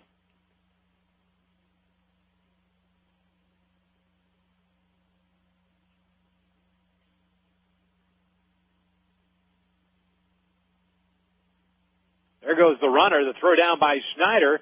Linden doesn't slide. He's in there with a stolen base. Kind of an unorthodox stolen base, down by 4 runs and 2 outs. Your run means absolutely nothing. And not only that, you don't slide unless Linden thought for some reason there was a hit and run on. For Todd Linden, that's his first stolen base of the Arizona Fall League.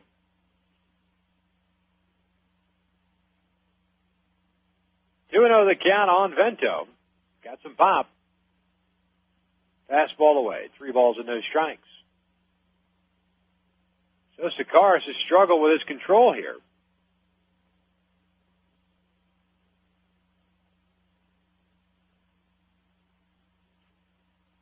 Second consecutive batter, he has fallen behind to 3-0.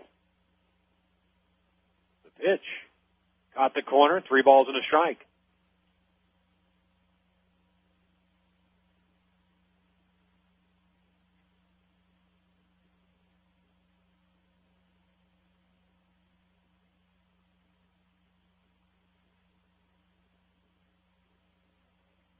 That pitch missed down and away, ball 4.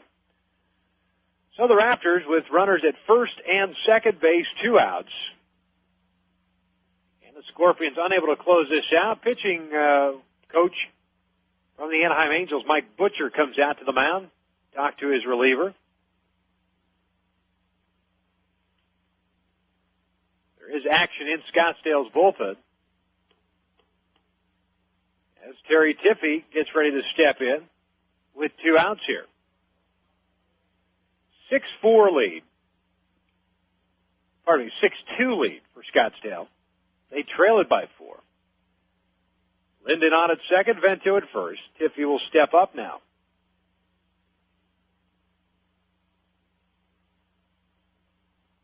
Tiffey hitting from the left side, 2 for 4 today. 2 singles. First pitch fastball on the outside corner, strike 1. Sakaris have a 3/4 arm angle. Good late break on his sinker. The 0-1 breaking ball, chop foul right in front of the home plate area. No balls and 2 strikes. And if Tiffey's able to reach, Donald Kelly awaits on deck. 23 hits in this ballgame, 10 by Grand Canyon, 13 by Scottsdale.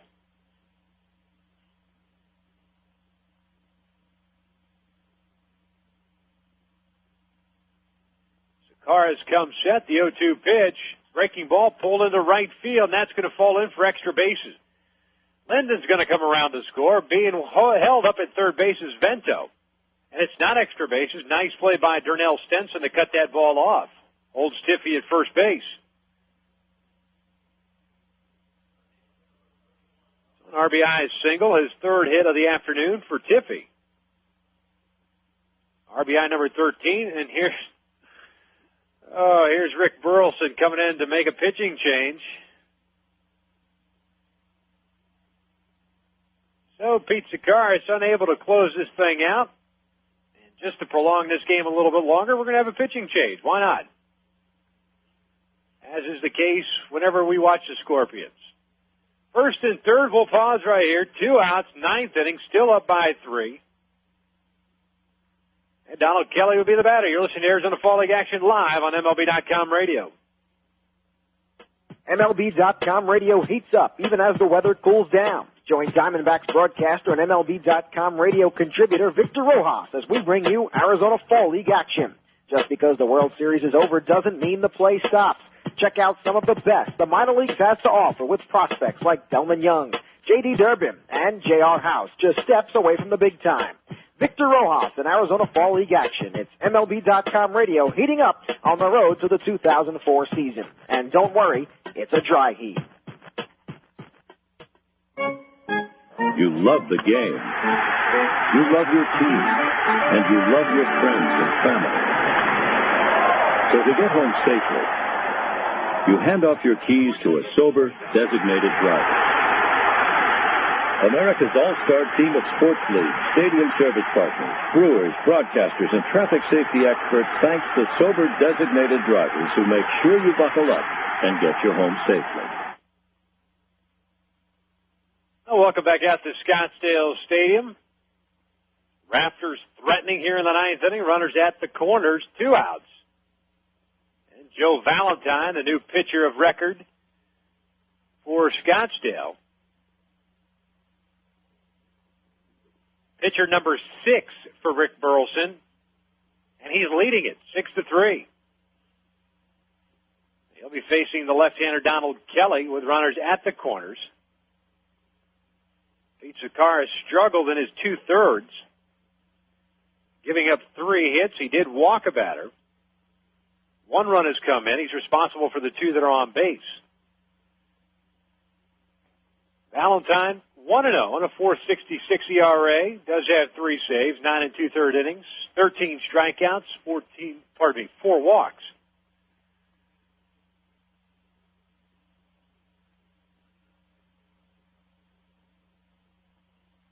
So Kelly steps in, 2 for 4. Double, a single. He's reached on a fielder's choice and he's grounded out. Bento is on at third. And it's Tiffy at first base. Valentine, the right-hander from the stretch. First pitch, breaking ball in there, strike 1.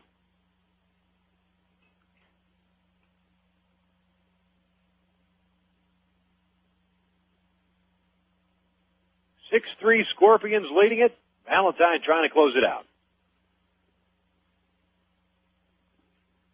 The 0-1 fastball way upstairs. 1 ball and 1 strike.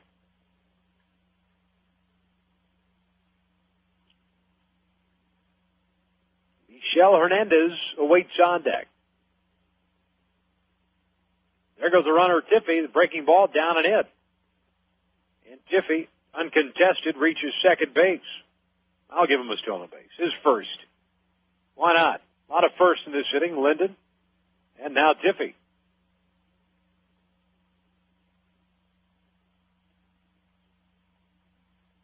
2-1 pitch to Kelly. Breaking ball inside. 3 balls and a strike.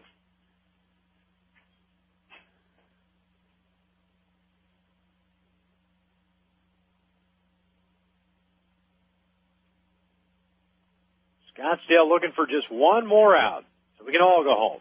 The 3-1 breaking ball pulled into right field. Stenson coming on, plays it on the 1 bounce. Bento's going to come around to score. Tiffy's going to score. And it's a 1-run ball game all of a sudden. And Darnell Stenson, playing no doubles defense practically with his back to the wall, unable to make a play on that ball. Valentine unable to get Kelly. 3 runs in for the Rafters. They trail it by a run. And Kelly picks up his 3rd hit of the game. RBIs number 10 and 11. And Hernandez laces one in the left center field. Base hit. Cutting it off is Porter. Around his 3rd is Kelly. So the Rafters threatening here. Still going on. Runners at the corners.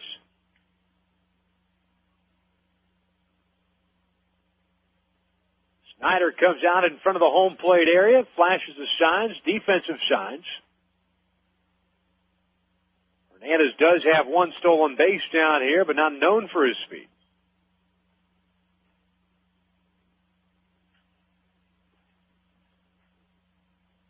Jamie Athis will be the batter. Pinch runner coming on for Hernandez.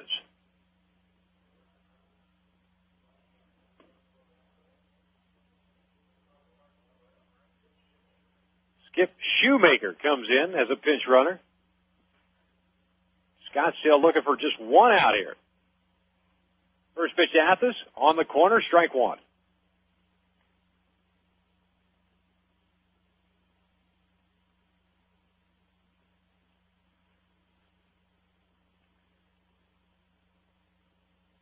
Athis wearing the collar today, and he's also been hit by a pitch. The 0-1 pitch, ground ball to short. Santos has got it. Flips to second, and this ball game is finally over. But not before the Rafters make it interesting. 3 in the ninth, but Scottsdale picks up the win by the final of 6-5. 5 runs, 13 hits, 1 error, and 12 left on for Grand Canyon. 6 runs, 13 hits, 2 errors, and 10 left on, for the Scottsdale Scorpions. What a ball game. I tell you what, these Scottsdale Scorpions, pesky boys that they are. They pick up the win, now move to 13-12 in the Arizona Fall League. As the Grand Canyon Rafters drop one, they are now 11-14. We'll be back at it tomorrow afternoon, 3 o'clock Eastern Time. Mesa Desert Dogs hosting the Peoria Saguaros from Mesa's Hohokam Park. For Andy Roth, I'm Victor Rojas. Thanks for tuning in. We look forward to having you tune in again tomorrow. Take care, everybody.